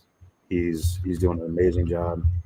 We collaborate on very small little minority of things. He does the majority of everything. So he gets full credit for this. But well, Travis, that's phenomenal, dude. This is amazing. That's amazing. Great work. So yeah. So this is So Pixel Dan, I think, is probably going to flip out when he sees this. This is he is. Right. Yeah, this is going to be fun. So he's going to have, let me see that picture here. This is just the outline that he's doing it from. I don't know if you can see that or not, but beautiful. Basically he'll have a gun in this hand. His gun will be in this hand. Yeah. So I think we're going to need to take a short clip of this, and I'm just going to spam it with it. Oh yeah, definitely. Let me know what he says, if he responds or not. So. Yeah. So, well, there's apparently a new feature. If I hit B, it'll. Yep, there we go. Created marker. Sweet, I did it. Oh, cool. Awesome. Cool. Well, Matt, that's phenomenal. You're doing amazing work over there. It's incredible. And now the Mosquito does kind of look, Travis's style is kind of like looking like an Earl Norm illustration. Well, Travis is, he's actually highly educated in this field. Like has a degree in sculpting, and he's very, very gifted in all of this. Like he's, and he knows, like he loves Earl Norm. He's the one who taught me his name. I had no idea who that guy was. I just was man, this guy's amazing. Who's this guy? And him and I can never say his name. Simo Saul. He's like a newer artist from Germany or something like Germany. that. Yep. He's pretty amazing too. But Travis is this is all him. Like he's very gifted. He understands all of it, and he gets it quick. He sculpted that in like 3 days. Like he's just amazing. So that's incredible. Wow. Wait till you see the Terminator. Oh yeah. Yeah, I couldn't believe it. Just the detail he stuck in that face. I was like, "Well, geez!" Like, that's cool. So they will be. So the size you see there, it's going to be about that size for the statue that we do. I think it's about a 1/3 scale there. No, this one's 1/4 scale. Oh, it is. Oh, so that's actually going to be a little bit bigger. Right. Okay. I mean, I don't know about the Mosquito, or maybe we do that 1/3 or 1/4, but the Terminator and the figure itself is 1/4 scale that I'm sculpting. That is his 1/4 scale. That's his 1/4. 18 inches. Okay, so it's actually going to be bigger when we do the actual statue. It's going to be like 6 inches bigger or something. I think it's going to. Wow. Is it 6? Yeah, I think that's what, 24 inches, like 1/3. I think it's 24 inches, right? So six more inches. Yeah, 6 more inches. That's what I said. Yeah. So that's we'll do. Cool. So it's gonna be pretty big, pretty nice, and the statue is gonna have a functioning chest, so you can hit a button. Oh man! And we're gonna do like some sort of weird howling or something, because he's kind of like howling at the moon. It looks like, so we'll do like a sound effect that looks like he's just pissed off and ready to kill He-Man or something. So that's great. That's great. To see what we can do with that, and then of course the base that is on is going to be like a muddy, like mosquito infested base, like which I thought was fun. And then so that's it for that. And then Yeah, I kind of showed you everything almost. Well, besides the one thing you're not allowed to talk about. So Yeah. Well, all that's amazing. So Thanos has a question, wondering what are you using and how are you scanning and printing these? So what size of a printer are you using for this? Right. So we use resin printers Okay. for all the characters, and then for the bigger stuff, we blend resin and FDM. And to be honest with you, the print I have a guy named Trevor that helps me out with all of this, and he does an amazing job. And he has the scanners, and he lives in Michigan. He lives in a whole other state. So to tell you exactly what size and all of that stuff, I do not know. But I know that. So like a lot of people ask why 240%. Well, there's a couple reasons. One reason is when Trevor first started printing them, his first printer would only print out to that size without cutting it up and having to do it together. So we just kept it at that. That's one reason. Another reason is a friend of mine that's a partner in the company. Him and I were like calculating what size castle, like Castle Grayskull, would be perfect for the original like 5-inch He-Man. And 240% is actually a better size for that 5-inch He-Man, because then you could get through on BattleCat. You can, you know what I mean? Like it's just a better size castle. And so we kind of added that up, and we're like, well, let's just make everything 240%, like, and that was it. So, wow. Yep. Well, that's great. I mean, work with what you have and work within the parameters of your abilities, and then just like go for it. Like, do as much as you can do within those parameters. Right. So now Trevor has a lot more. Like so I purchased some printers for him. He's brought his own printer. He has like a whole lot of printers. Like so he has bigger printers like that can print up to 20 inches, I think. Wow. So he has a lot. And he works with all of them. Like I think he's running all of them right now. He hasn't slept. He said he texted me this morning. He's like, I haven't slept, man. I slept an hour. And he's like, I want to make sure this gets done. And he's a robotics engineer and like a school teacher, and he's a really cool guy. So, and every second he has off, he's investing into this, and so it's just really great. Like all hands on deck kind of thing. You got a great team. You got a lot of love in your team. Yep. And a lot of creative drive, and with you at the helm, this is a real exciting journey. We're right at the beginning of this. It's who knows what could happen with it, and I just can't wait to see how True Legacy Design evolves and what you guys do moving forward. I just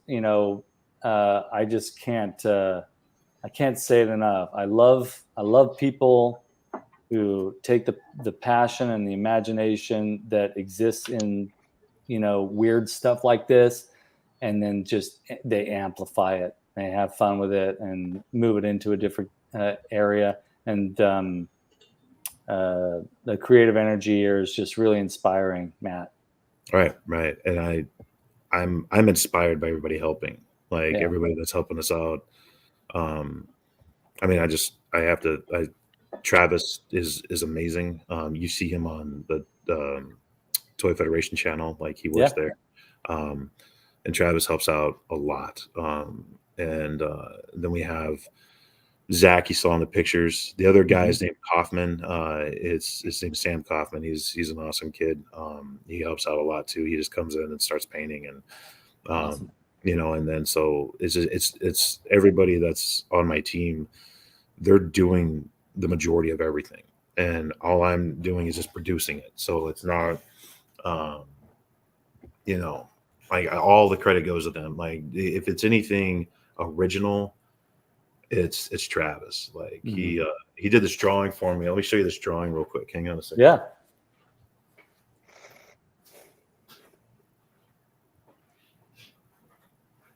Dark Ride. Hashtag Dark Ride. Hashtag MOTU. So MOTU Dark Ride. I talked on Toy Federation about my dad and how like the first Masters of the Universe toy I ever got was Fisto, and it was like a combined box of Fisto and Stridor. Nice. And it was on Easter Sunday, and we got out of church, and we went to, it was weird. They were selling it at like at a furniture store. Like they had like a little kid toy section. And then we had to buy something why they're open on Easter, I have no idea. It's an Easter Day sale or something. I don't know what it was, but like we went in and he said, "Here, I'll get this for you." And he bought this picture. And so my dad, he passed away in 21, and I was thinking, like, as a memory of him, I would like to have a picture drawn. My dad was an evangelist. He used to preach and stuff, and so I had this picture drawn of him with. I don't know if you can see it very well. I'm gonna make it bigger here. There you go. Let me see. There you go. Wow. Yeah. I just I thought that was awesome, you know? Yeah. That's great. This is Travis Tuttero's work. This is like, he's just really good at doing this kind of stuff. And so beautiful. Yeah. So I just thought, how cool would it be? Like, you know, he just looks like he's reading, you know, this book, you know, in the middle of somewhere, you know, but that, you know, it's like a memory for me. So I have that, and I have another artist that's taking Travis's picture and he's going to turn it into an oil painting. Oh, wow. Like same size, not very big, but just, you know, same size, but he's going to transfer, kind of like the looks of my father into the face of Fisto. Yeah. And then I have like, it's just a memory for me because of what, you know, like that toy meant to me when I was a kid, what my dad meant to me, you know, and like, and so, you know, like, I don't know if you guys have something like that, like where your father bought you something and you're like, you just kind of remember, oh, my dad bought me that. We're at that age now. I think all of us are at that age where our fathers are probably gone or on their way out, you know? And it's just kind of cool to have a memory of them. So that's all. My dad, I remember he wasn't home a lot. He had to work out of town a lot, but I got Castle of Grayskull for Christmas, and he helped me put it together, helped me get the decals on there. He passed away last year, but that's something whenever I see Castle of Grayskull, I think of my dad. Yeah, the same thing with Fisto, and like, so that's the one thing I'm not giving away is Fisto and Stridor. Once that's all settled, I'm keeping those two. You know, For sure. Like that's it's just a great memory. It's like, you know, one of those things that you always know, like, you know, oh yeah, my dad, like my history, like it's just really kind of cool. So yeah, that's beautiful. And you know, you grow up with something, you're bound to attach memories of family to these things, right? And I love hearing everybody's individual stories of how they me too. How they associate their families or particular family members with these characters and with this storyline. What's weird is like the 2002 cartoon, right? It talks about Fisto being like a coward, right? Yeah. And like, I can't remember the full storyline. Who's the storyline guy? Like, is that Oz? Were you the one that knows the storylines, or? He should know the 2000. I know a lot about all of it. Yeah, but if you're talking about 2000X. Yeah, 2000X storyline of definitely Fisto. I think he was like a coward in that, and he had to earn his way back. He had to like fight, and like it's like the weirdest thing is like the same story as my dad. Like my dad had some cowardly issues, and then he fought his way back, and he got the honor that he deserved or whatever after repenting and kind of getting back into, you know, reality. And it was just it's really kind of like a weird, like when I saw that cartoon and that storyline, I was like, what in the world? Like, how does that, you know, like, you know, it's just like, how does that, like, so it's like, it attacks your heart, you know, like, man, like, what is this? Like, it's the you know, Fisto's journey is a good one. It goes all the way back to the Filmation cartoon too, because he went through a bout of being a bad guy in the Filmation cartoon, and then he has to redeem himself, and that story of redemption being part of this toy line is actually in a lot of the characters' story. Many Faces too. Many Faces, and that's like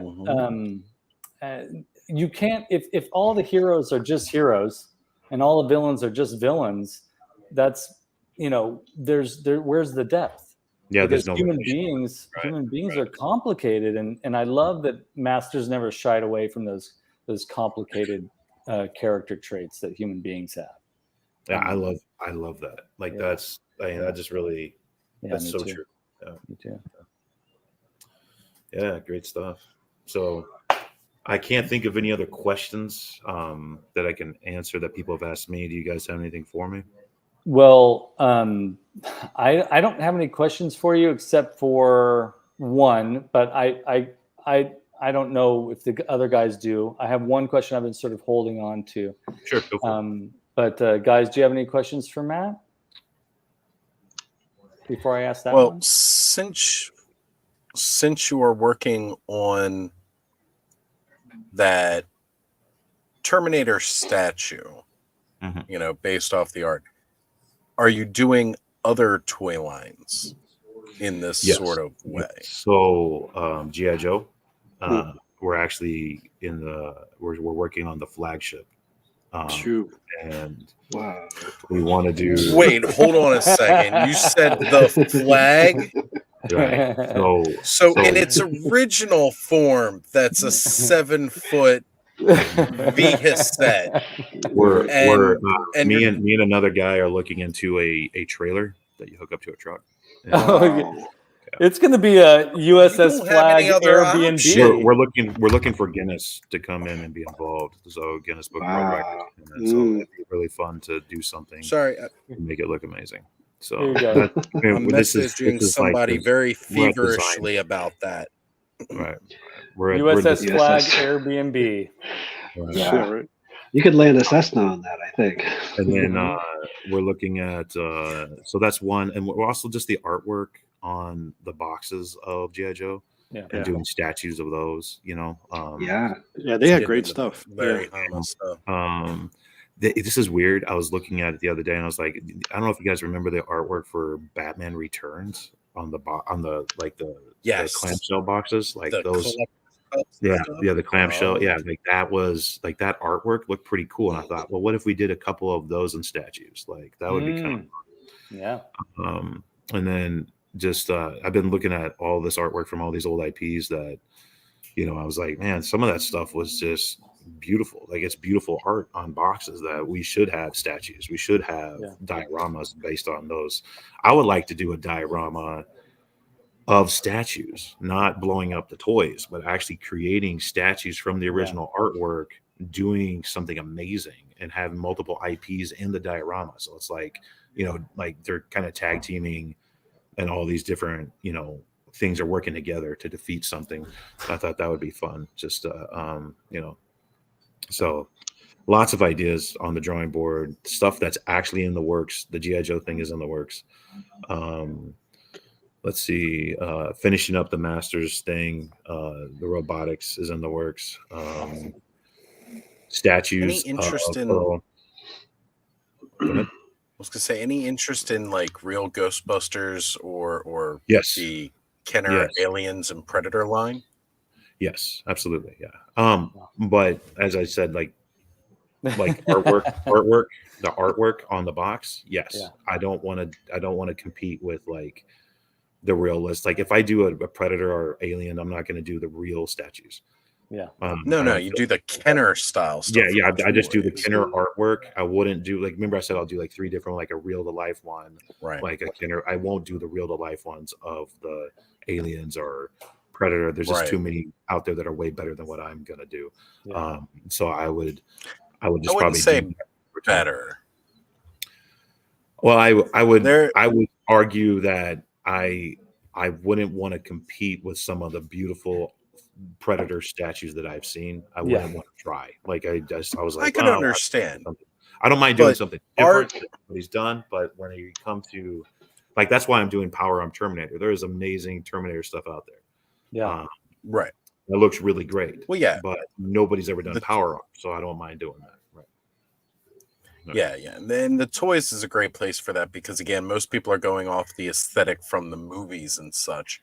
Whereas these toy lines to fit into a child play format, especially from a rated R property, had to be changed so drastically. You know, that's why you get stuff. Yeah, Commando is one from the toy line. I thought would be like for sure. Nice. Like a cartoon looking statue of Commando would be really fun. Yeah, for sure.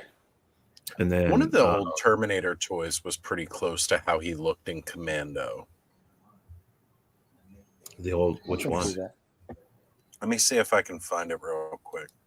'Cause after we brought it up, I had to go looking at some of those old 1990s Terminator toys and be like, oh man, I miss these.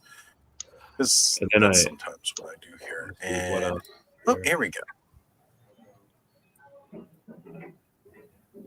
My computer gets a little slow when I start doing too much. But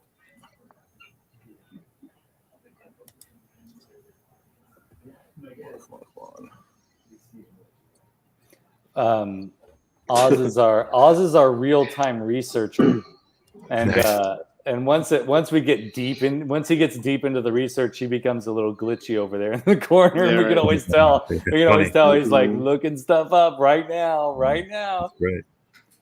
Yeah. I would say I start freezing. For other IPs, like I'm looking into. I actually want to do the 2000X. Man. Yeah. And I also want to do Ninja Turtles. I think Ninja Turtles would be a lot of fun. Oh yeah. And like a Technodrome, like a really huge Technodrome. Oh wow, that would be amazing. That would be phenomenal. And then what else would be? Bobby wants you to do some GoBots. All right, so this is my thing about Transformers. If it's Generation 1, I'll give it a shot. That's right. This Michael Bay stuff, I can't do it. No. I'm with you 100% on that. In fact, me too. I prefer GoBots, which are even simpler. Yeah. Right. I could do old school, but if you want me to get into like new stuff, I'm no. That's complicated. Like, some stuff is so like. So I'm a guy that believes there's no such thing as too much detail until you look at the Michael Bay. That's right. Yeah. You're just like, okay, what's absolutely? They look like a junkyard put together. Yeah, exactly. You're just like, what am I looking at right now? Yeah, exactly. Like, that's what out his face. It's like that's the problem I had with that. You couldn't tell which figure was or which character was who. Yeah, and, you know, it's just it's just garbage. Right. Yeah, it's just too much. But let's see. I went through Batman. I like to do something from The Mask. The Mask, the cartoon, like in the toy line from that. I thought that would be fun. And then, I don't know. Bobby, I would you're say a fan of that too, right? Yeah, I have the original comics. Yes. Yeah, that's cool. So I didn't even talk about this. This is interesting. I'm sorry I forgot about it until I brought up The Mask, which has no relation. I just thought of the movie, and then I thought movies. So, Last Action Hero. Oh yeah. I'm really working on something hard with Last Action Hero. Arnold's a big part of our childhood. I think everybody loves Arnold, but Arnold loves Last Action Hero. That's him and his son, like Patrick, and the other one, I can't remember the other guy's name, is the bodybuilder one. Mm-hmm.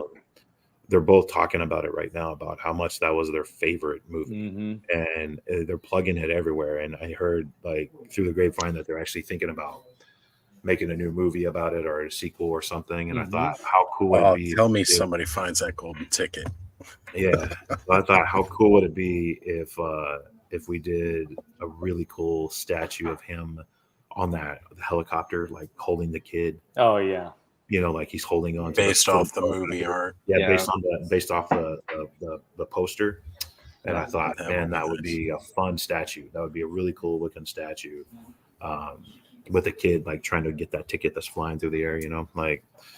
So they did a couple of Last Action Hero toys that were pretty cool too. You know, a lot of times you find those in these spots. Right. So what we're doing with that is we're trying to design a movie theater with all of the Jack Slaters trying to fight with all their different gimmicks, trying to fight that one-eyed guy. Can't remember the guy's name from the movie, but a bunch of explosions and then I was thinking about bringing in because that's a perfect diorama to bring in other Arnold Schwarzenegger movie characters. You could bring in a Commando, you can bring in a Terminator, you can bring in like they all came in from the ticket.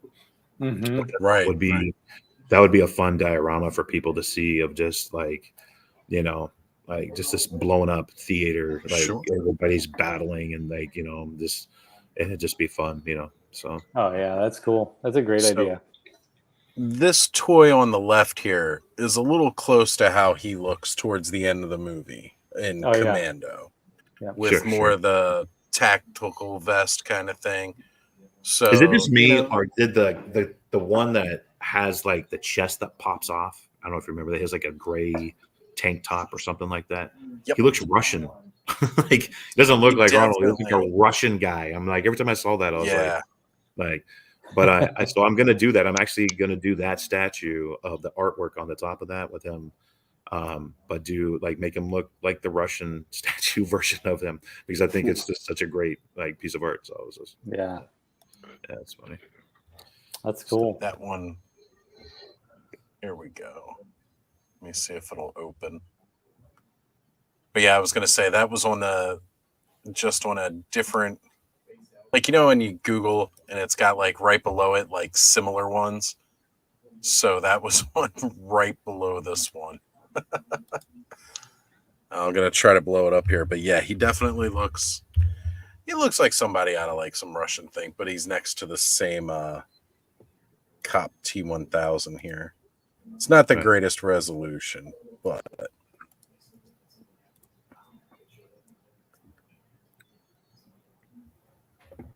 there you go. Yeah. Oh yeah. On your face. Yeah. Yeah. If you look at the artwork on the box, the artwork on the box is kind of like he's exploding, like his flesh is exploding off. But they use the same toy and mold for this, like this one where I forget what he does. It's like he has this little thing that squirts water. It's like a backpack that squirts water. It's like a yellow shirt, but it's the same mold as that. And the artwork of that one, he still looks Russian. And I was like, that's the one. I'm like, that's brilliant. Like, I just like that a lot. I think it's great. That's great. So, but yeah. Well, such a cool toy line. Matt, thank you so much for coming on. Now, I recommend it, but we're about to jump into Adam's battle ram report. Sure. He's going to bring the knowledge a little bit, but you're welcome to stick around. Did you ask your question? I can't remember. Did I answer it? Oh yeah, that's right. My question was Oz's question exactly. What other IPs are you interested in exploring? And what are you going to do with those? So you answered all my questions. The question I'm going to ask you forever, every time we talk from now on, is when are we going to have that dark ride? That's going to be my question for you forever. So this is what I would ask you guys to do. Help me out. I'm not asking for financial help. Help me out with information. On how to make that work. Let's like strategically, how can we make that work in a way that makes sense, you know, for like, I'm not on the road 365 days a year. Makes sense for where would it be most appreciated? You know, just so like let's so help me out, like, and talk to me about it, and we can, you know, I would love to do it, but at the same time, I can't make it my whole life, you know. Oh yeah, for sure. I have to make sure that, you know, like it makes sense the way we do it, and that people, we build up an excitement for it, you know, where people actually want to show up and see it. So all of that stuff. So if you guys have ideas and stuff you want to run by me, you have my permission to share with everybody on here my email. Okay, cool. And I'll do that. That's my personal email. So if you guys like, don't give it to anybody. That's my personal email. Yeah, right. I have a business email that people want to contact me on. There is a business email, but if it's like for you guys, if you want to help me out with information of things that I could do, you can contact me there, and then we can. I'll give you my cell phone number and stuff like that through email. So that's right. So, and you know, friends of the channel and Frenzy Knots who are watching. If you have any questions or exciting ideas you want me to forward on to Matt, just send them my way. Send them our way, and we'll get them over to him. And I think that you showing up at conventions is going to make a lot of people happy. I think each one of the projects you've mentioned tonight, there's an audience for. It's just super exciting. And I can see this 20 years from now being the remnants from your era of true legacy design being in a museum. I mean, this is museum quality work. This is high art. This is pop art in a really interesting new way. It's just very cool. I'm a huge fan of what you're doing, Matt. Well, thank you. I appreciate it. Echo that. Yeah, it's amazing stuff. Have you done Evil Lynn or Tila yet? We're doing them right now. Yeah, okay. They're not painted yet, but they're completed with their prints. And okay, wonderful. And we're doing Orko and what else? Oh, so in the that's not painted that's on its way is Mossman, Orko, what's the Sorceress? Tila, Evil Lynn. So think about the counterpart, right? Like we want to save time on printing. So if there's like a villain that has the same body as the hero, like we're obviously going to print that, like Mossman, Beastman, Stinkor, Merman. Yeah, Stinkor. So we have Stinkor here still. Like we haven't painted him yet, but he's printed. We have let's see what else. Who's coming? I'm trying to figure out who's. Gosh, I can never. Cyclone. We got Cyclone. Oh yeah, Cyclone. Yeah. Which I'm really excited about him because I found a way to make that sticker. To make that. Oh, cool. Oh, the full lenticular sticker. Nice. Oh wow. Yeah. And then, now Cyclone is going to be the statue printed. He's not going to have any moving parts. His arm's going to be out, and it's just going to be stagnant. That makes sense. But later we might do the full form of what he can do. It's just right now. Let me look. What's the guy with the tail? The big tail? Whiplash is coming. I would love to see. And King Randor. King Randor. Nice. Randar, Ador, whatever it is. Randor. Yeah. And Bobby said Snout Spout. I think that would be great. Yes. Too. Yes. Yeah. That one's complicated. Right. That's what I mean. Yeah. We have to change some of it to make it make sense. Okay.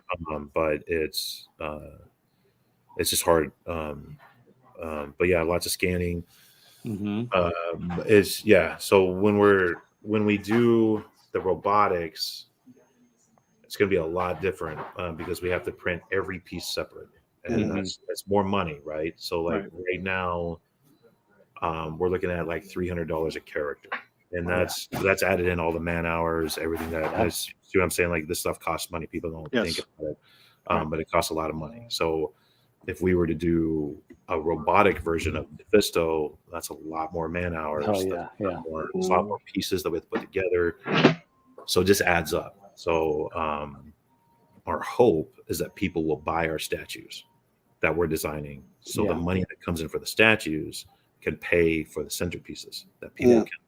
And then that way, and then we can maybe sell tickets to those centerpieces. We might even do like GoFundMe accounts for certain centerpieces if people really want to see them. Like we might do stuff like that too. But it's this stuff isn't cheap. Like and the money is running thin, right? So like we have to pay for what we can afford, and then we save and we pay for what we can afford. So that's why it's in if people want to get a hold of me and give me money, hey, I'm all over. There you go.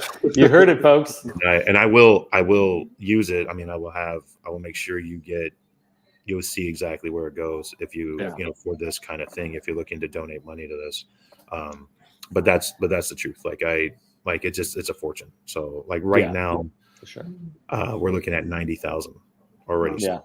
So it's not, this isn't cheap, and a lot of it is because it's just so much stuff you have to get to set up, right? Like your setup costs, like I had to build a lot of things to get this, like to get a factory in here, to get everything. Yeah. So it's not like it costs 90,000 just to do a bunch of prints. Right.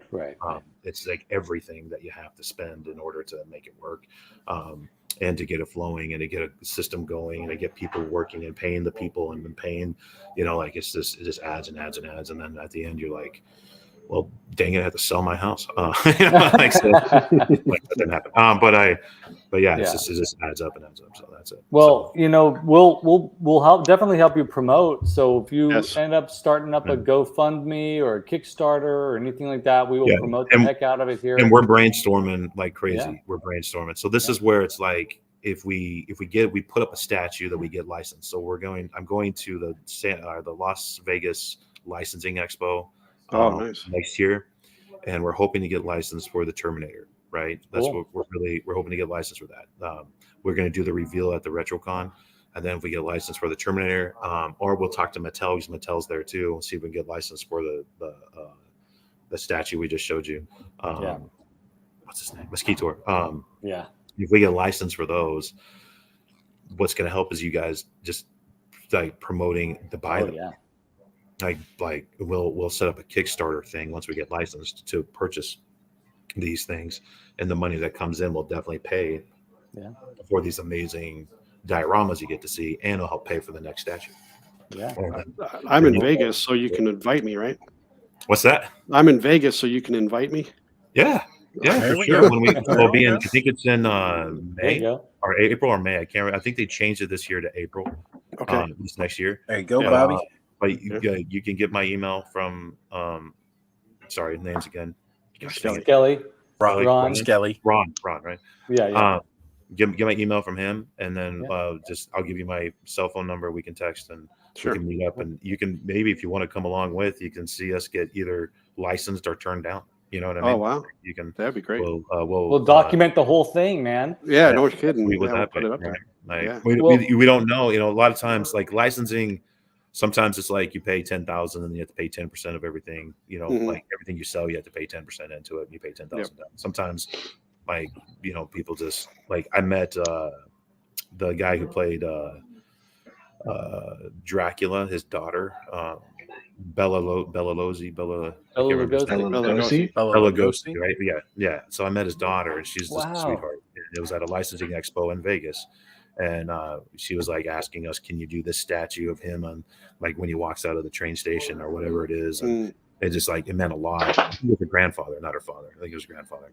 But it meant a lot to her to see that image in a statue form. And she was really excited about that. That's cool.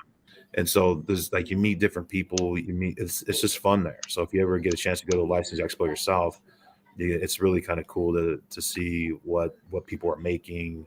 Lionsgate is there. They're asking for people like me all the time to make John Wick stuff or do whatever.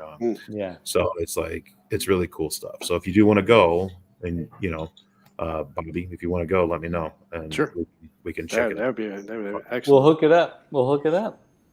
Yeah. The cool thing about Arnold is that I think, from what I'm hearing, he signs off on his own stuff. So there you go. If we make his stuff and we get licensed, we might have to meet him and have them sign it off, which would be really fun. So him and Eastwood, I think they all sign off on their own stuff. So some Conan the Barbarian stuff coming, would love to see all that. Also, I'm sorry, you guys can do your thing. Sorry. No, it's fine. Great, this is you're our guest, so we could talk, right up until the 2.5 hour. 2 hours and 25 minutes and give Adam 5 minutes. No. My thing isn't that long, so I wouldn't say that out loud. Oh, okay. I see. Well, see, he makes that joke, but I gave him a pass on how quickly he did his thing at the beginning of the show here before we even really got started. He premature, how you doing? I do want to say that, like, for sure, you should definitely come back here. Every time you got a new project, don't be afraid to hit me up and be like, hey, I got a new project. We'll have you on and we'll talk about it. That'd be great. And just thank you again, guys. Thank you for having me. This is, it's a blessing to meet people that like you, that share the same passion and, love. Man. I'm hoping by the next time we talk, I'll know more names, be able to know more history about the stuff. That's all right. No, I feel bad. Again, it's the love, not the knowledge, man. It's fine. And so, but you're gonna stick around, right, for Adam's Battle Ram report, because you're gonna get some knowledge now. Sweet. Let's do it. Shall we set up the intro for Adam here, folks? Yes. Yeah, I'll grab it. Mm. Oh yeah, the Battle Ram. Awesome. Oh yeah, there we go. Who's in charge of the music? Is it you, Bobby, or is it? I don't know. Battle Ram report. I'm guessing it's me, but what music did we pick? I think it's the rock so music. Cool. The rock music. Yeah. Oh, it's so beautiful. Yeah. That is such a beautiful piece. All right. All right, Bobby, your intro. Oh, okay, I forgot. We now get to the segment of the Battle Ram blog report. Here, we'll listen to Adam say all his spiel. Take it away, Adam. Oh, Battle Ram overload. We've got giant and regular sized Battle Rams going on with Matt there. That's awesome. That is so cool. All right, so this is the weekly segment where I kind of just go over some kind of fun, obscure fact from the world of Masters of the Universe. So for this week, I picked a fun little fact about Merman, who is my, Bobby has Trapjaw, Skelly's got Beastman, Merman's kind of my thing. I love Merman.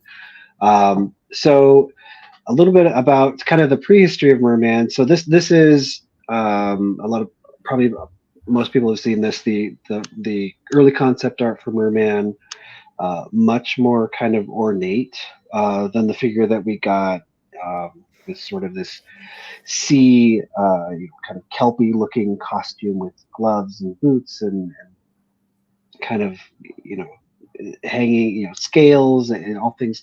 But he, one of the things about him is he kind of, he looks a little friendly. He looks, he doesn't.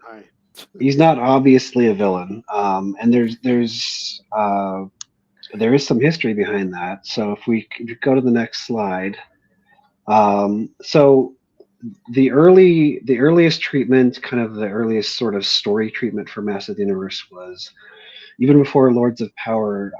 There was this script called Fighting Foemen, written by Don Glut, who did the first mini comics. So he put together kind of this these backstory for all of the characters, and then just a basic kind of draft of the first adventure that they would have. So here's what he puts for Merman, alternate name Seaman, which they dropped, of course. Obvious reasons. So for obvious reasons, yeah. So he was supposed to be the last survivor of an extraterrestrial race of water dwellers. His water world was drawn into the sun and evaporated. He had escaped to Eternia, took residence in the seas. He had power over sea creatures. He can exist on land, where he has extra strength because he's used to kind of the pressures of the sea depths.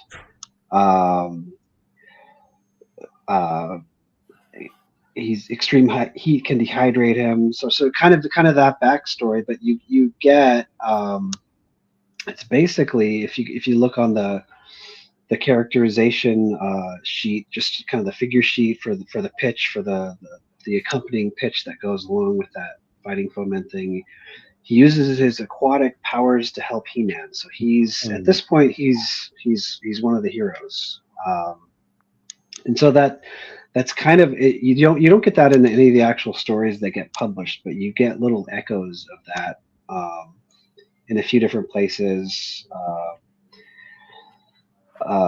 throughout, in certain media. Like if we go to the next one, where we get in some of the earliest sort of Mattel produced sort of marketing materials, you get on the left side, that's from the 82 catalog, on the right side, that's from the 82 licensor kit. There, if you kind of go through, I won't read through the whole thing, but if you look at, they describe all the characters, and a few of them are very, they're very definite. Okay, this guy's evil, this guy's good. They're very non-committal about certain others, like Merman or Zodak. They don't sort of put them into that box. So like on the right side, Merman's ruler of the ocean deep, a battle-hardened warrior, but it's not like, he's not listed as a hero or a villain. Stratos is listed as a villain on that page. You can see I see that on the left, which he briefly appears in the first mini comic as a villain. But you get sort of one little hint in official sort of published media, which is very low resolution on the next screen. Oh yeah, sorry. The order was different. Sorry. But so yeah, no, that's good. So you've got this French catalog for He-Man figures. You've got he's called Oceanor. I don't know how to pronounce that correctly, but it basically says in this French catalog he's the companion of He-Man. So he's listed in that catalog as a hero. And then the previous image from the He-Man collection, that's from those Lords of Power slides. One thing that I think a lot of people didn't notice is he's never in there with Skeletor and Beastman. They always put him either by himself or with the heroes. Yeah. So he's just that early characterization. He is heroic merman, which didn't last very long, but it's kind of a fun sort of little fun fact about the origins of merman. That's awesome. I remember hearing something about or reading up on something about him being a potential good guy. But when you sent these slides over my way, I was like, oh yes, it was like a great reminder of this. Yeah.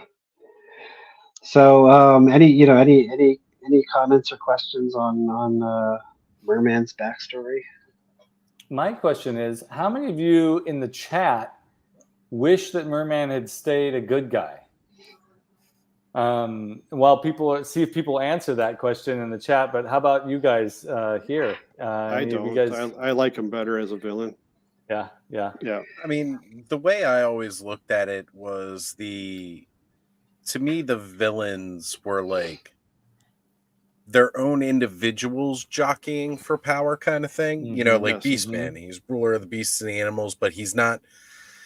I mean, of course, with the cartoon and all like that, they made them more of Skeletor's lackeys. But before I got into the cartoon and really knew all that, to me, like, Beastman was his own guy.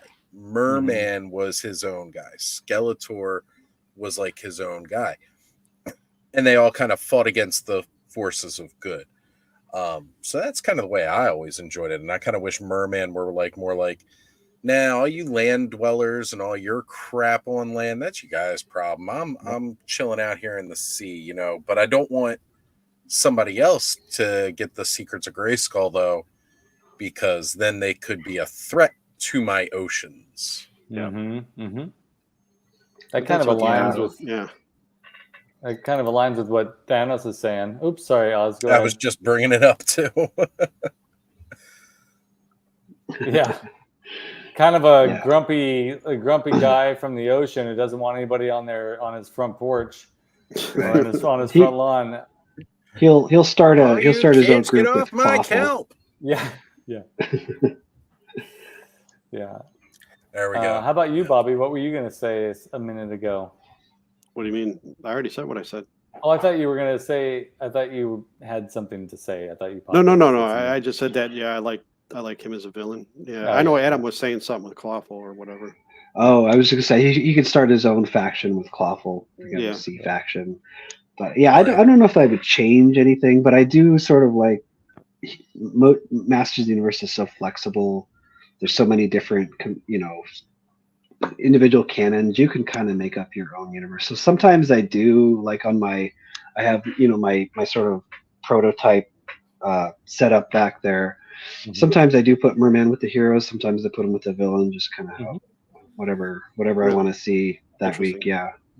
But with my vintage toy collection, that Merman, he's always with the villains. So So it depends on which version of Merman I'm looking at. Yeah, I see that. I'm with Oz. Adam, go ahead. I was going to ask Adam, on which side do you put Matt's giant merman? Is he a good guy or a villain? I put him as a villain. Yeah, he's that merman's he's got to be pretty villainous. Oh man. Go on, Skelly. I'm sorry. No, I was just gonna say I side with you on the whole like preferring the bad guys to all be independent contractors, so to speak, as opposed to being henchmen to Skeletor. Well, they usually are, though, right? Coming together and working with Skeletor. Yeah. Yep. Sometimes I think they just use Skeletor for his power. Oh yeah, I mean, to help them out. Evelyn, right? Oh, of course. Evelyn definitely did. Yeah, she's. I would like to see them not be so dumb. Yeah. I like a Beastman to be like a mastermind and not be. See, agreed. If they were good tacticians like that, though, and they were actually intelligent, then the forces of good wouldn't have such an easy time swatting them down. Yeah. It's true for children, but if we were to be able to get something going for adults that we can, sink our teeth in, it would be really fun to see like all the villains have their own like amazing evil schemes. And it's the challenge of Adam or He-Man's character to figure out how to defeat that and how challenging that would be on every angle, having a different mastermind and then having the ultimate, which is Skeletor. But like that would be just really intriguing in my personal opinion. I think that would be really fun. Yeah. I mean, that's why the battle between good and evil lasts so long in the Star Wars universe. Is the baddies are not necessarily, they're not dumb. They know what they're doing. Right. And so it works in that way to keep the story going. And in so many ways, in Filmation in particular, each episode ends with like the baddies getting beaten and then running off, and but they still come back next week to try it again. Come back, yeah. So there's like unemphasized smarts happening in Filmation. We don't get to see it, right? But it's at least 130 times it's happened. I think there should be both. I think there should be both. I think it would be fun if we can get some really intelligent writers to do some fantasy novels on Masters of the Universe. Oh god, that would be so good. Yeah, that would be wonderful. And do audio tapes and like that would just be most fun ever. Like, that would be great. Yeah, extend the universe beyond just cartoons. Kids. Yeah, right. For sure. And comics, short-lived series of comics. Yeah. The Netflix thing is pretty good. Yeah, that is really good. I've definitely always wanted to see more of what the idea was for the Mike Young production version before what we actually got out of the cartoon, where it was going to be, the He-Man and the Masters of the Universe were supposed to be a resistance force against a Keldor who had, or Skeletor who had got the power sword. Hence why that first episode, his sword splits into two. Mm-hmm. He was supposed to have both halves of the power sword, and that's why He-Man's sword was so drastically different in the 2000X version. I always wanted to see that version because to me it's a much better challenge for the heroes when the villains have already won. The villains are the ones in place of power, and that the heroes have to overcome that somehow. Right, that struggle, you really relate to that struggle. Like, how did he get there? Like, that's right. Or how do you accomplish that? That's a big deal. Yeah. Well, guys, what do you got coming up? So at the end, Matt, we usually talk about what's coming up for us during the week or up, between now and the next episode of Toy Frenzy. For you, we kind of know what you're working on, but if you have anything you want to hint at, you can use this as an opportunity for that. But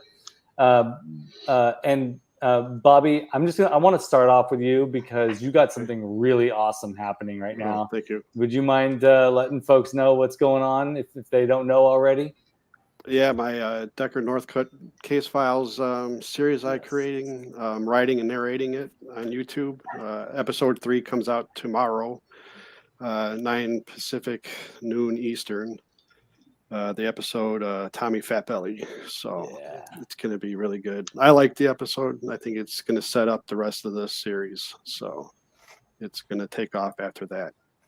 It's good stuff, man. That's what I got loving going. it. Yeah, I appreciate it. Yeah, and the other 2 episodes are still up, of course. So, to view if you haven't listened to it yet. So, folks, if you're interested if you like noir, if you want something moody to lay down on the couch and listen to and immerse yourself in a nice, the episode's usually about 10 minutes long, right? Yeah, pretty much. Yeah, this one's like another minute longer. Yeah. Yeah. It's just like you're immersing yourself in a new serial. It's like old timey serials of the long gone days. Yes, that's what I'm trying to write them as that, and I don't have like a set period. It's up to you to figure out where this decade or wherever it is landing. Yeah. So I don't have any specifics for timing. So I do that on purpose. It's great stuff. Yeah. Anything else? It. Anything else around the corner for you?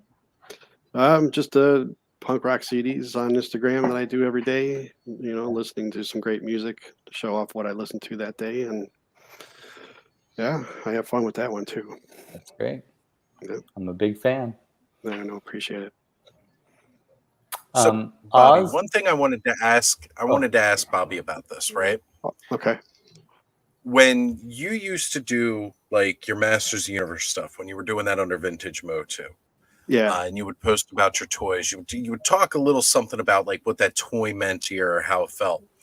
Yeah. And one thing that I've noticed that I miss is that when you do your punk rock CDs, right? Like music is very emotional experience, right? It's something that we all relate to. We all have those songs that take us back to a certain thing or think about it. Could we get some emotion in those punk rock CDs? Like, where stories? This takes you to? Yeah, like some stories. I mean, it doesn't have to be like every one, but there's something in there. Yeah. Bobby's response is going to be like, bought this at Tower Records 96. Period. I went to Record and Tape Traders on the 3rd Tuesday of April in '93. Yeah. I mean, it's hard enough just to get people to view it for one. Yeah. Instagram isn't very story-like compared to like Twitter. Where Twitter, you can post a photo, but everybody can still see the description, right around it. You have to actually open up that and view that post on Instagram. It's a little tougher to do. I'm just trying to put out the bands out there so people can listen to the bands. It's nothing personal, really. I'm trying not to make it personal. Except for like when I do like every 50 albums, I do like a Ramones post. Yeah. Because it's my favorite band, so I do that. I think the potential of you doing something like my weekly weirdo, where I talk about my relationship or history with a particular toy. You could do something like that every once in a while on your channel, maybe. Yeah, now that I got rid of that tag of the Vintage MOTU, I feel more free to do stuff like that. Whereas people are not just expecting masters all the time. So it's possible. I got other things cooking as well too, so we'll see. Yeah, there we go. Yep. Well, Oz, Adam, what's going on with you guys? Oh, sorry, go ahead. I was going to say, I asked all that preamble just because I was trying to dig through all my subscriptions here and find Bobby's link. Sorry. Sorry to put you on the spot like that, Bobby. We wanted you to no, we wanted you to be interested. There is some truth behind that too. It's like I want to hear those stories of like what drew you to this band or how you felt listening to this album. Yeah. Well, a lot of it's just researching bands and just looking them up and saying, I got to check that album out, and I check it out and I like it. That's all. But there are some that are very close to me, like the Kennedys, the Ramones. I got a lot of history with those bands, stuff that I grew up with. Yeah. So a lot of bands, some bands changed my life. A lot of bands haven't. I just like the music. Yeah. But there's some bands that are just like, I could tell you exactly when or what it did to me, so. Yeah. But that's for another time. For another time. Yeah. Oz, Adam, how about you guys? What's around the bend for you all? You go, Adam, Oz. what you got cooking over there? Okay. All right. So my most recent article, it was the kind of development documents around the snake men and Preternia. So that's on my site now. I'm thinking I'll probably do one on Nordor, just because I had fun with that little my little battle ram report I did last week on kind of the development of Nordor. So I'll probably just do a full article on that now. Awesome. Can't wait. Oz, how about you? Stuff. Well, I've got no immediate plans to stream on every channel possible this Saturday, but we'll see how, or this weekend, we'll see how that goes. You all know I took last week off because I was just trying to get some rest because I've been burning the candle at both ends, and I needed some time for me to chill and relax. And I even actually just I wasn't really watching anybody's stuff last week. Been catching up on the replays of everybody's stuff though throughout this week, so that's been a lot of fun. It was certainly good to be able to just kick back and relax and not really have to worry about streaming for a week. That was nice. Absolutely necessary. Who knows where I'll be this weekend other than absolutely 100% gonna happen. Come join the Clubhouse Hangout on Saturday night. All are welcome. And even if you're interested in joining in and coming live with us, just hit me up on my IG and I will send you the StreamYard link. And you can come hang out with many of the amazing people that we actually see here tonight in the chat. People like Thanos Copter, Aaron Payne's Toy Samples stopped by a little bit earlier. He'll probably be hanging out with us this week. We got my buddy's Customs in the chat. He likes to hang out. Allison likes to join us. So all kinds of people you'll see, and you never know, some legends stop by as well. It's always really, really fun to hang out at the Clubhouse on Saturday nights. Other than that, some other big stuff that is brewing that we've announced. As we all know, Ken from Toy Connections likes to do histories of different toy lines, and he breaks them down by year, and we always go through each and every year. So he asked me to help him out do his history of Masters of the Universe 1982, and there was a big part of me that said, Ken, I know a couple other people that were actually around in 1982 when that happened. If you would like them to come join you for that, I know a lot of people who are historians, and Ken's really excited about doing this. I'm excited about doing this because I've watched documentaries. I've seen so many historians and researched, their websites is how I obtain most of my knowledge. One of those big ones right over there on the other side of Matt here, Adam, always been reading up on everything he posts on his site and all. So, it's one of those things where I just go back and I look at those things, and that's where I've gained my knowledge that so many people attribute me with, is from people like Adam powering on our Foundation book, podcasts such as our great friend Shawn's Legends of Grayskull podcast, where they get into it. There's so many different historians out there who've done this. Well, now I'm getting a chance to put all of that knowledge I've learned from so many other people that have chronicled it and put that out there with Ken in his video, as he has finally finished the script. And I do know that tomorrow night he and I will be sitting down and recording that, so that will be coming soon. Cool. Yeah, I mean, Ken, I'm sure Ken knows about all those other folks that have the knowledge, but you definitely have the knowledge too, man. So bring it. I have the power. That's right. For me, I've got, for those of you who are patrons of Skele Vader, actually tonight after this is over, I'm going to go ahead and post on the Patreon the newest episode of Cambridge and with Shawn. And so that'll post a few days early before it posts on wherever you find your podcasts. So patrons will have a chance to listen to that early without any commercials. And I'm going out of town this weekend with the family, so no weekly weirdo on Sunday. But what that does mean is I might stop by a couple of stores, antique stores, and see what's going on in those places. Cool. See if I can find some vintage goodness. But no big plans with all that stuff. But I just want to say a huge thank you to everybody that tunes into this channel and tuned in tonight to listen to us chat with Matt. I'm gonna. Sorry, Adam. Oh, I think we just lost Skelly. there I am. Okay, I don't know what there I we did. go. But I wanted to take myself off of the big screen and I accidentally removed myself. But I just want to take a moment and just say thanks to everybody in the chat that came in to hear us talk to Matt tonight.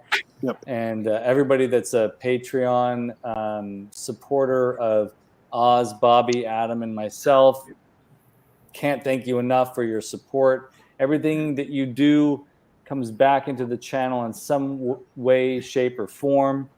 And everything that you contribute. And also, for those of you that won some of the giveaway items during last week's Toy Frenzy, a lot of those items are going in the mail tomorrow. So, Nice. and I will let you know, I'll give you the shipping information, each one of you that sent me your addresses.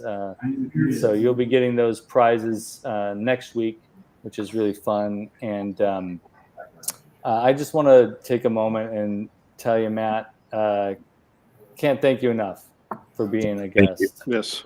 Thank you. Thank you guys. You guys are great. No, we really appreciate you being here. Can I just plug the convention real quich? Sorry. Yeah, no, absolutely. 17th, 18th, and 19th. It's the Retro Toy Convention. It's ran by Toy Federation, which is a store here in Greenville, South Carolina. The convention is in Greenville, South Carolina. I think it's hang on one second. Hey Travis, what's the name of the hotel?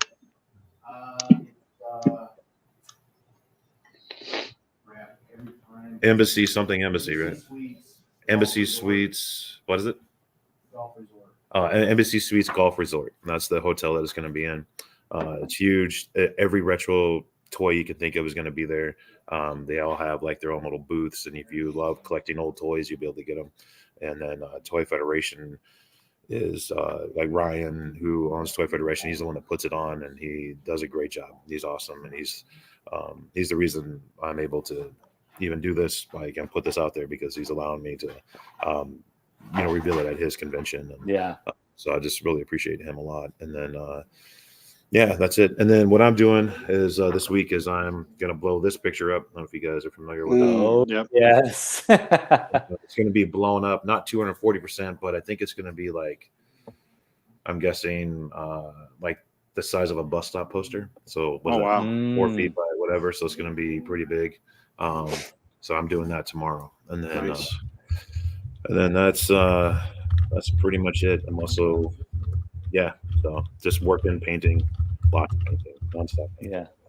But that's it. Yeah, that's everything. Nice. Thank you guys again. You're awesome. Send me your character that you want. Matt.